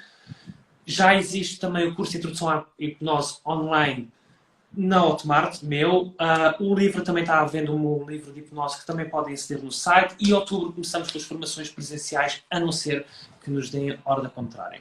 Coimbra, Aveiro, nós também vamos a essas cidades, não se preocupem com isso. E é isto. Olha, uma coisa que eu te queria perguntar que é, televisão. Tu vês-te a fazer alguma coisa em televisão? Tu vês-te a experienciar alguma coisa em televisão? Olha, Tu és um Cristina, comunicador, desculpa. Tu és um comunicador, portanto, faz algum sentido, não faz? eu posso dizer uma coisa. Eu adoro o palco. Ahm, eu cantei no coral quando era muito miúdo. Eu já tinha partilhado isto aqui contigo num extra que tu até respondeste. Por isso que sabias aquelas músicas todas de cor. Ahm, eu fiz cursos de teatro e cheguei a fazer teatro. Cheguei até a participar em castings para os morangos com açúcar. E hoje em dia faço a nível de espetáculos e hipnose de palco. Portanto, eu gosto de estar em cima de um palco e gosto de comunicar e gosto de alguma forma, dentro daquela que me é possível, transformar a vida de uma pessoa que seja no meio de milhares. A mim interessava-me futuramente ter um programa de televisão em que eu pudesse abranger algumas das coisas que eu tenho, porque a televisão... Tu também é logo um programa, não dá uma rúbrica. Tu queres logo um programa inteiro. Não, se é para ter ambição, é para ter ambição como deve ser. Agora, imagina, logo... eu posso ter a ambição de ter um programa e dizer assim, olha, dou-te uma rúbrica. Está bem, podemos começar por aí. Mas estás a perguntar o que é que eu quero? Não, o que eu quero futuramente é ter um programa de televisão. No entanto, percebo que a televisão é apenas é mais uma plataforma digital. Hoje em dia eu posso ter a minha própria televisão através das minhas redes sociais, através do YouTube. Eu posso criar o meu próprio programa. Eu posso fazer essas coisas todas. Hoje em dia eu tenho essa liberdade enquanto autodidata. Mas sim, interessava-me no futuro entrar assim num formato de televisão e fazer qualquer coisa interessante nesse aspecto. Aquilo que me interessava verdadeiramente fazer é um programa que eu comecei a desenhar há uns anos atrás, chamado False Control, em que basicamente aquilo que eu faço é experiências psicológicas e sociais com as pessoas em ambientes controlados e não controlados, para lhes mostrar que a ideia que nós temos de controle é totalmente falsa e que nós somos influenciáveis o tempo todo e que aqueles que dizem a mim ninguém mexe com a minha cabeça são os primeiros a quem a cabeça deles é mexida. Eu gostava de fazer algumas experiências psicológicas nesse sentido e que fossem gravadas e depois mostradas. E é isto. Olha, as pessoas também têm curiosidade em saber se tu tens saudades da casa na Ericeira. Olha, a minha vida tem estado tão ocupada que eu raramente tenho a liberdade de ter esses pensamentos. Eu adorei a experiência que tive lá dentro. Eu teria, vou-te ser muito sincero, eu teria mais saudades da casa se neste momento eu não tivesse a presenciar momentos com a Soraya, com o Diogo, com a Ana, com a Noélia, porque essas foram algumas das pessoas principais da minha vida enquanto eu lá estive. Portanto, as coisas continuam a acontecer, nós continuamos a encontrar-nos. Literalmente levaste o melhor da experiência, como se costuma dizer. Eu acredito que sim. Portanto, essas coisas continuam a acontecer. A única diferença é que não estamos a ser vigiados, não estamos numa casa de 6 milhões e meio, mas também nos dá uma liberdade enorme a nível de discurso e de parvoíces que podemos fazer. Portanto, eu acho que vai haver uma altura, provavelmente ainda este ano, que eu vou parar, como tu estavas a dizer, desligar por um bocado e vai começar a aparecer essa nostalgia. Para já ainda é tudo muito, muito recente e eu às vezes ainda sinto que é como se estivesse dentro da casa, com algumas coisas que vão acontecendo. Mas tenho saudades de um bom pôr do sol. Isso tenho. Aqueles pôres do sol eram magníficos. Magníficos. Olha, também querem saber o que é que tu achaste ou o que é que tu disseste. Eu acho que a pessoa até foi mais longe e perguntou o que é que tu disseste, mas eu acredito que nem te lembres.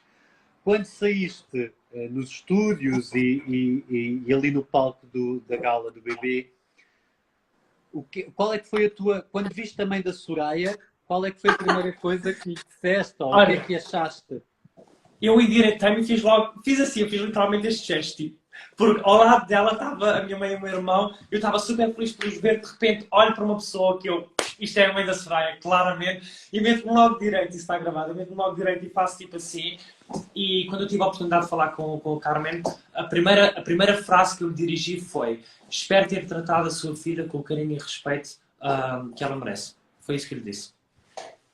Olha, eu dizia muitas vezes isto no Extra, não sei se tu concordas, porque não chegámos ainda a falar sobre isto, Sim. Mas eu acho que o principal pedra no sapato de alguns concorrentes, não interessa falar de nomes, porque eu também com a Ana não falei e também não falarei aqui.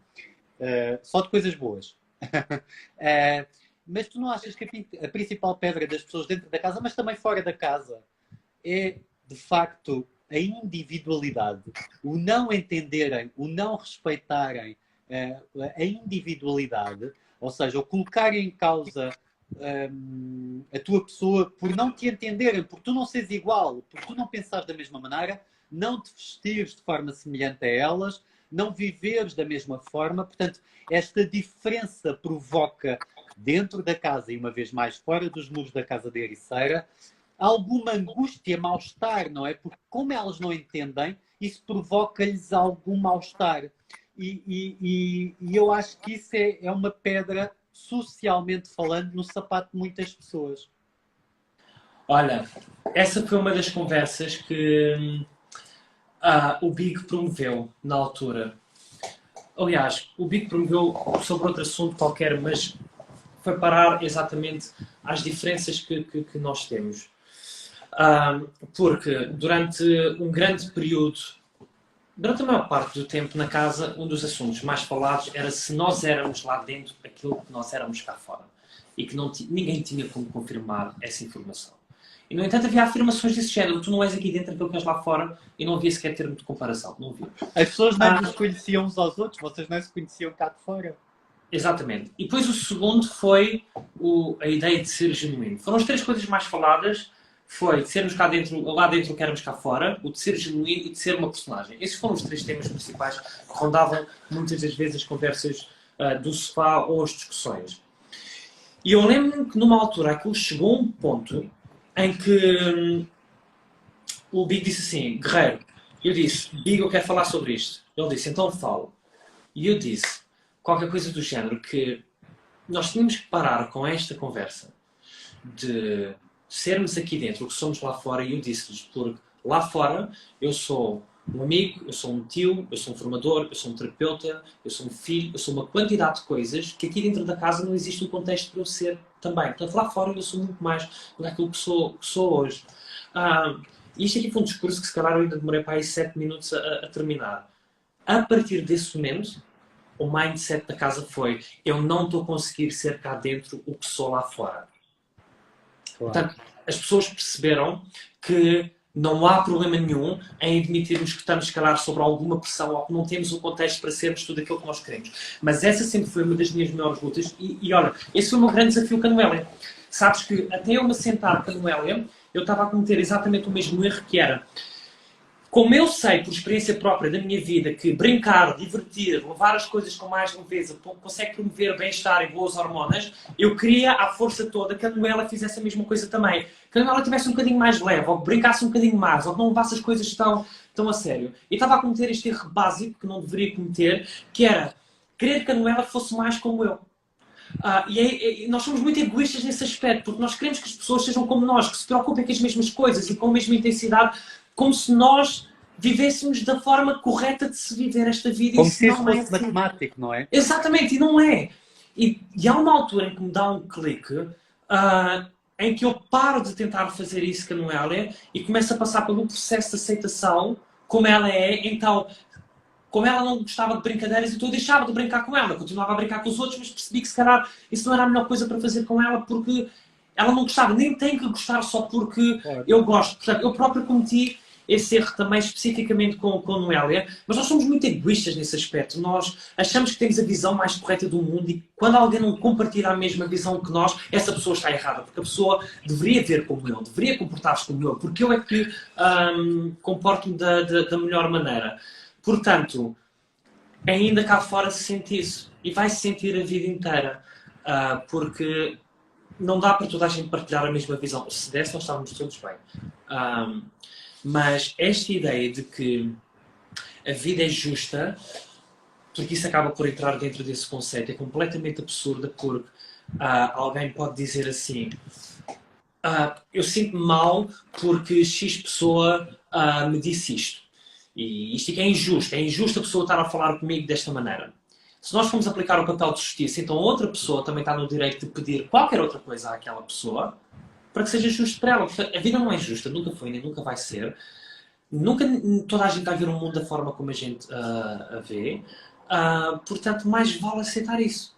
E gastar tempo, energia, foco, e dedicação, e amor e compaixão com as pessoas que partilham a mesma visão que nós, os mesmos princípios, os mesmos valores. A mim só me preocupa a opinião de alguém se esse alguém for alguém da minha família, ou alguém que me seja muito próximo, porque eu tenho uma ligação com essa pessoa e se calhar aí vai-me afetar o meu estado de espírito. Tudo o resto, não, não pode. Eu escolho não me afetar. Portanto, sim, houve muito essa questão e ainda há das pessoas quererem que as outras pessoas sejam tal e qual como elas. Epá, e ainda bem que não são. Porque isso te permite apaixonar-te por mil e uma pessoas diferentes na sua própria essência. Mas isso acontece também, não sei se concordas, a nível profissional. Se tu fazes um caminho profissional diferente da maioria, é quase visto como, mas porquê é que ele está aí pela direita se a maioria está aí pela esquerda? Ou se, por exemplo, tu... ou melhor, normalmente, em muitas questões profissionais, principalmente profissões e indústrias que lidam diretamente com a tua imagem, com o teu falar, são indústrias que rapidamente te espartilham, não é? Rapidamente te colocam quase a sair de uma fábrica. São todas iguais, são todos iguais. Estou a falar da moda, por exemplo, mas posso falar de outras coisas. Quase que é tudo igual. E de repente, tu, que não te apetece ser igual, só porque não é aquela a tua mensagem, pronto. Não é aquela a tua identidade, a tua essência. E tu resolves fazer o teu caminho, mesmo que sozinho, e resolves fazê-lo. Aqui está mais uma vez a escolha. Deixas coisas pelo caminho, ganhas umas, perdes outras. Sim. E ganhas aquelas que tens de ganhar e fica pelo caminho aquilo que provavelmente não faz sentido para ti mesmo. E fazes esse caminho, solitário muitas das vezes, mas foi uma opção consciente. Tu percebes que muitas das vezes tentam despartilhar do género. Eu vou dar o exemplo. Eu visto-me, a minha imagem, eu vejo a minha imagem como parte da minha comunicação com as pessoas. Acho que as pessoas não entendem isso acerca de moda, mas aquilo que tu vês diz muito acerca de ti. Exatamente. Portanto, é isso que eu ensino aos meus alunos, é isso que eu faço diariamente. É a consciência do sítio onde vou e como me quero posicionar mesmo em silêncio. Portanto, isso eu faço em tudo na minha vida. Pronto. Até a forma como eu me sento num sofá, por exemplo, no extra, a meter o pé debaixo da perna, eu sou assim. Os outros podem cruzar a perna em bonito, em elegante. Eu não sou isso. Portanto, eu vou ser aquilo que eu quero. Exatamente. Os outros podem vestir um fato preto dos pés à cabeça e eu coloco uns sapatos cor-de-rosa choque.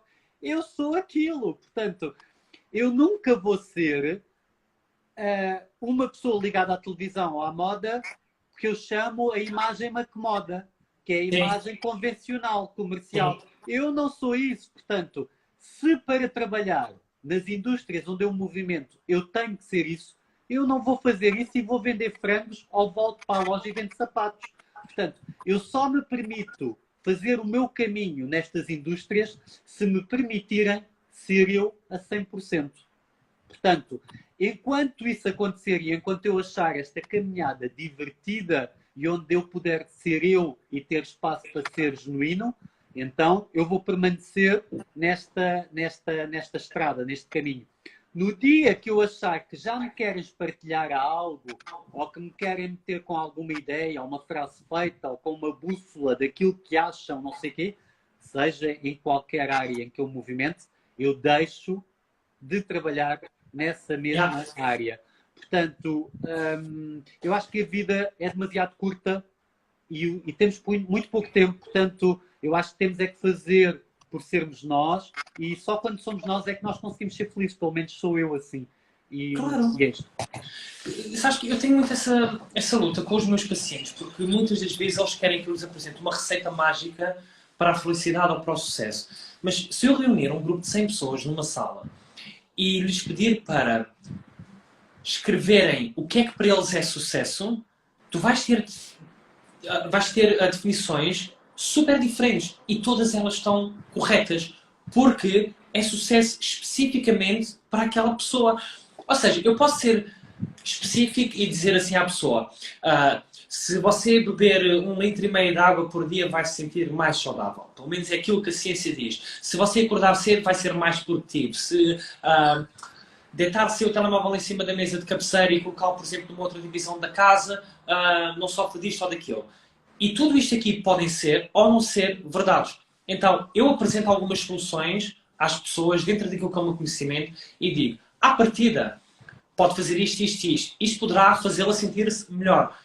Mas o jogo final é a pessoa experimentar e perceber se funciona para ela ou não. Por exemplo, eu conheço pessoas que preferem dormir até tarde. Quando eu digo dormir até tarde, não é dormir demasiado. É preferem dormir até, por exemplo, meio-dia, 1, 2 da tarde, porque são extremamente produtivos à noite e a época da noite é a altura em que elas conseguem produzir mais conteúdo, ou têm mais foco, têm mais energia. Eu, por exemplo, gosto de acordar às 6h30, 7 da manhã porque sou mais produtivo nesse horário. Qual dos dois é que está certo? Os dois estão certos, desde que cada um tenha o seu próprio sistema. Se o tema for produtividade, eu não vou dizer à pessoa para acordar às 6h30 da manhã. Eu vou dizer à pessoa para encontrar no dia qual é que é a altura que ela se sente mais produtiva. Porque assim ela nunca perde a essência, ela vive a vida de acordo com os termos dela, porque é a vida dela e pertence-lhe a ela, e eu vivo na minha dentro daquilo que eu considero ser a minha definição de sucesso ou de felicidade. E é por isso que é tão importante nós termos a nossa essência. Acho que é importante nós ouvirmos outras pessoas, vermos outros exemplos, mas eu, por exemplo, sigo pessoas de sucesso que eu admiro imenso e elas pensam de formas completamente diferentes, mas o resultado é o mesmo, são felizes, têm sucesso. E utilizam estratégias e mecanismos e ferramentas completamente diferentes e às vezes até opostas. Mas a nível pessoal traz o sucesso e traz felicidade.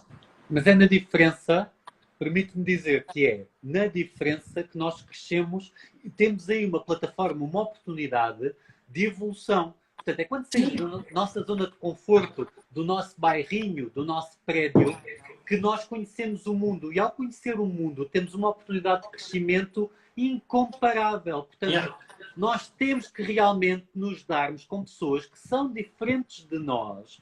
Temos que frequentar sítios novos, temos que nos desafiar, temos que nos sentir estimulados e por isso não podemos entrar em rotinas demasiado curtas e espartilhadas, como eu costumo dizer e repito, porque de alguma forma acabamos por... o tempo passa, os anos passam e de repente não crescemos na potência que podíamos ter crescido. Estás a perceber? E nesse sentido eu permito-me sempre, e o bebê, voltando ao bebê, o bebê foi isso, Daniel, para mim, porque eu tinha uma ideia preconcebida, errada do que era um reality show. Eu disse isto provavelmente nem era tua.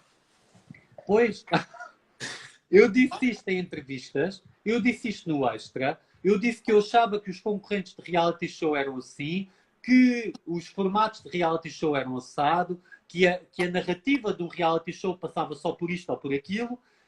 E este reality show deu-me uma chapada de luva branca de educação, de luz, de gentileza, de tudo, e de causas e de empatia, que eu pensei assim, poça, eu estou no sítio certo, na hora certa.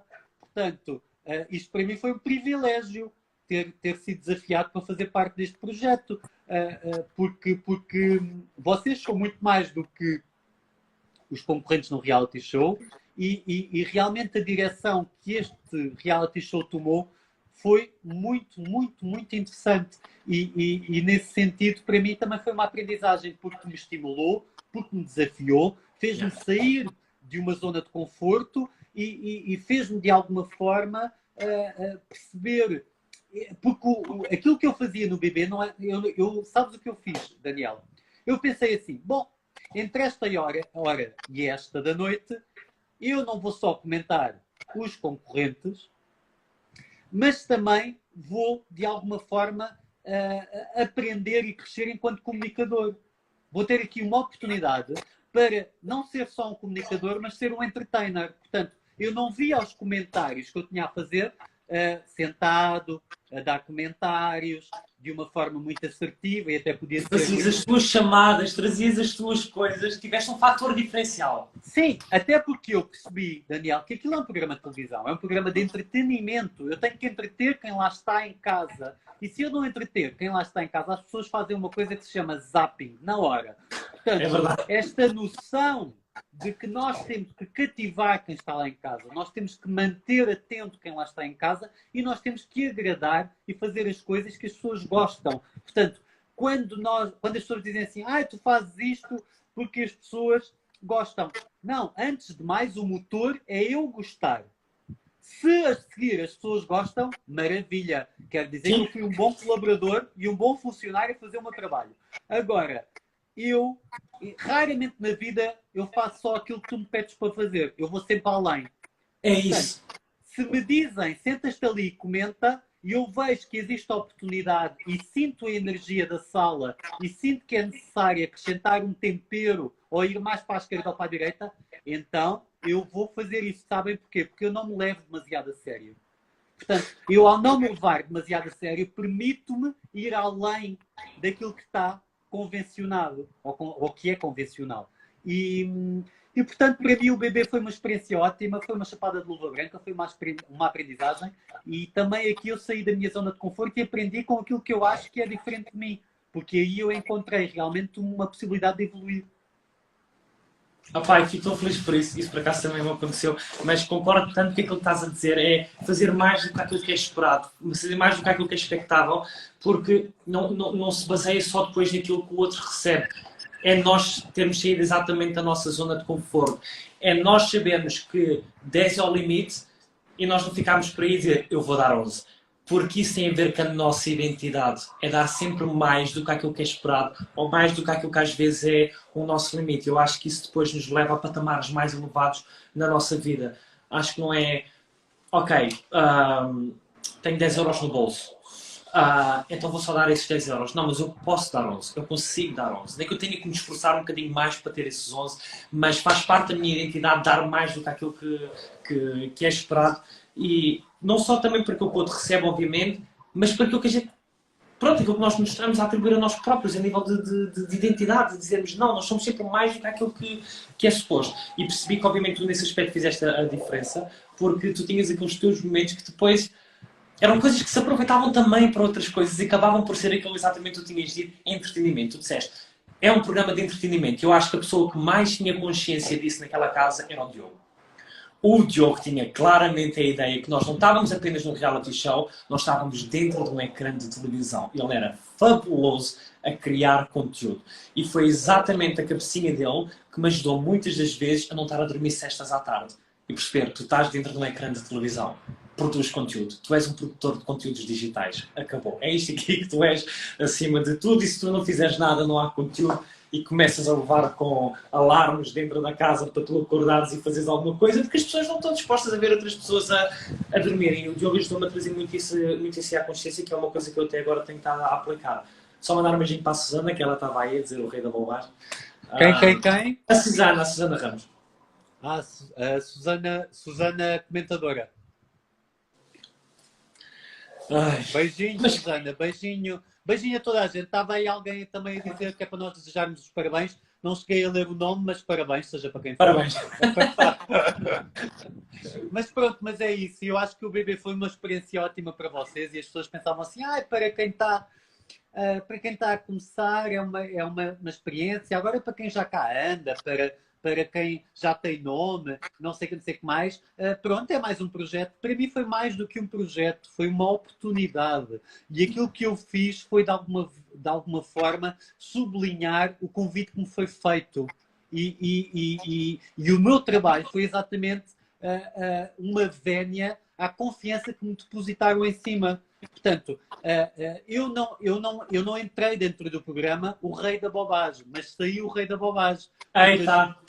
Mas porque as redes sociais tiveram um papel fundamental e cada vez são mais visíveis e são mais sólidas, o Twitter, o Instagram, o Twitter está realmente de parabéns porque havia aqui um trabalho de equipa. Eu costumava dizer que o bebê, as pessoas achavam que eu abria a porta, eu, Pedro Crespim, e que provavelmente dava um beijinho à Soraya. Ai, vá lá dar um beijo. Oh, queridos, eu não posso, eu não tenho acesso. Na realidade, isto há uma certa inocência e as pessoas não sabem, não é? Pronto, desconhecem. Mas isto é feito por muitas equipas, por muitas pessoas. A equipa da TVI não está diretamente ligada à casa. Quem está diretamente ligado à casa é a produtora, é a Endemol. Portanto, são profissionais fantásticos que estão lá a acompanhar com toda a paciência do mundo. toda a paciência do mundo. Portanto, um aplauso para aquela equipa da Endemol. Um aplauso para a Endemol.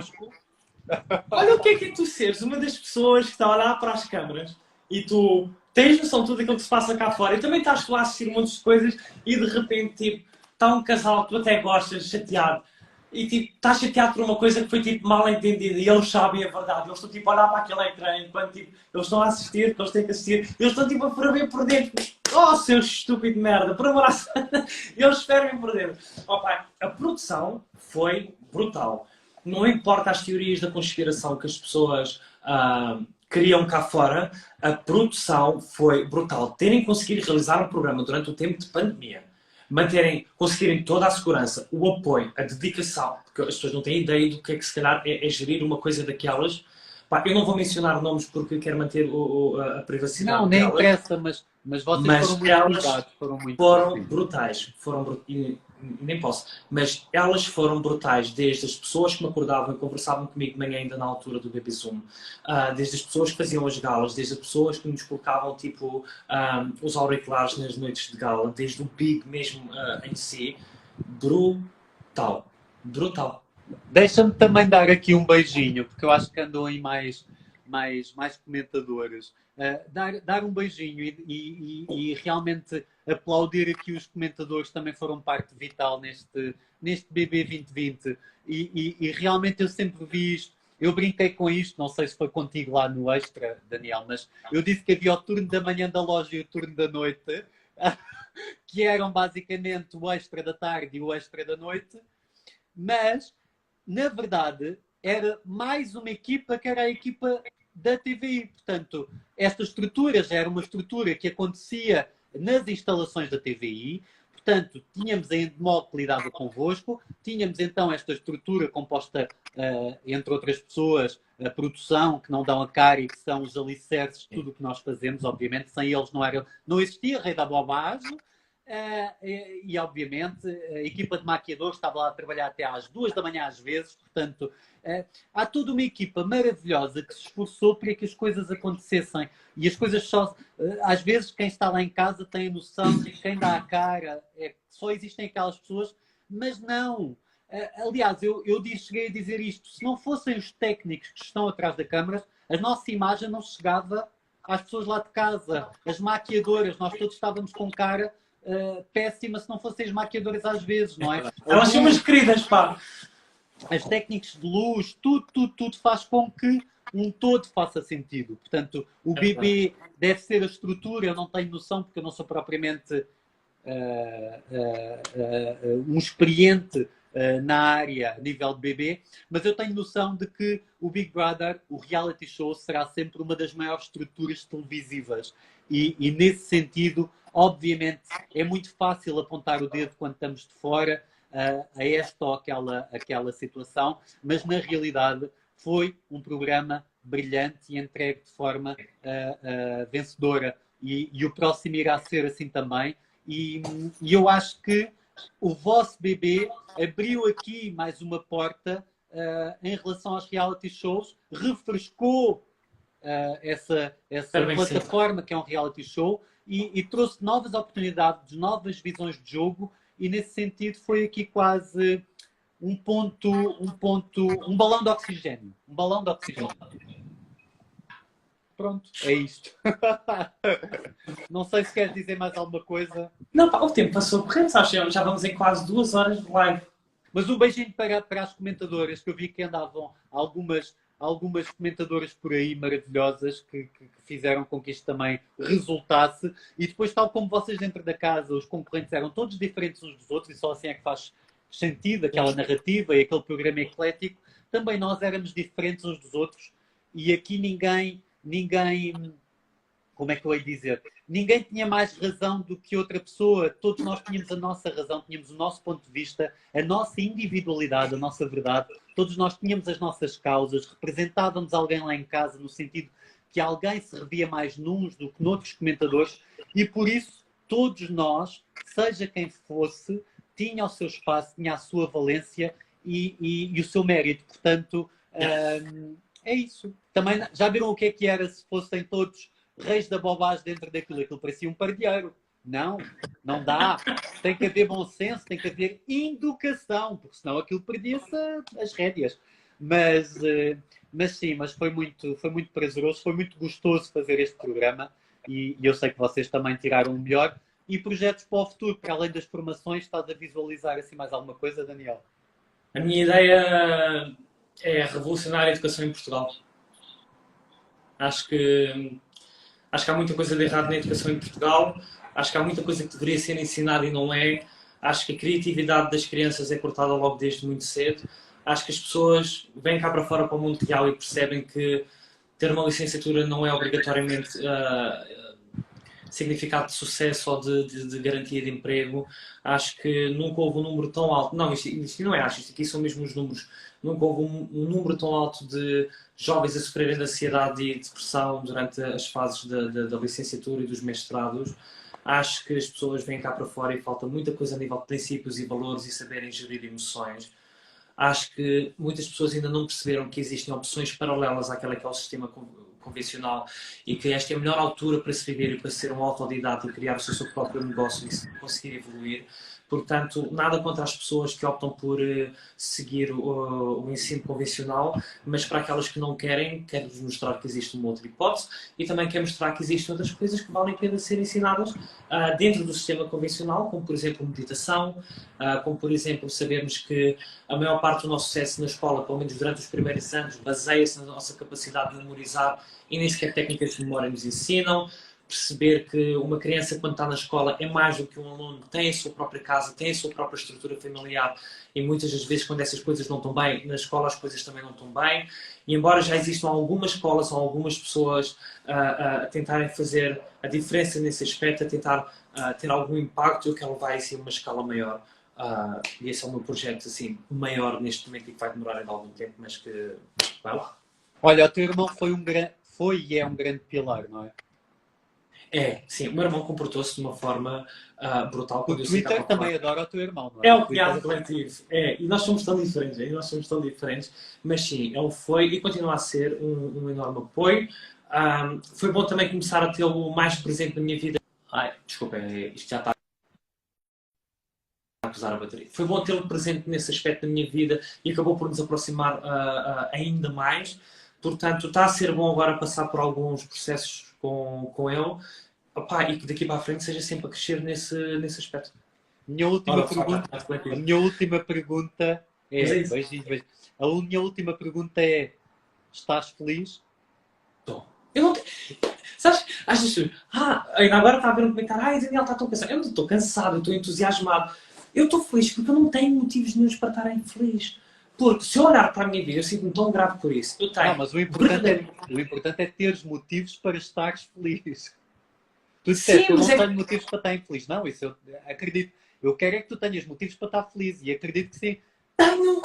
Porque tenho uma ótima família, tenho pais maravilhosos, que sempre foram maravilhosos, independentemente de todas as fases mais atribuladas que nós possamos ter atravessado.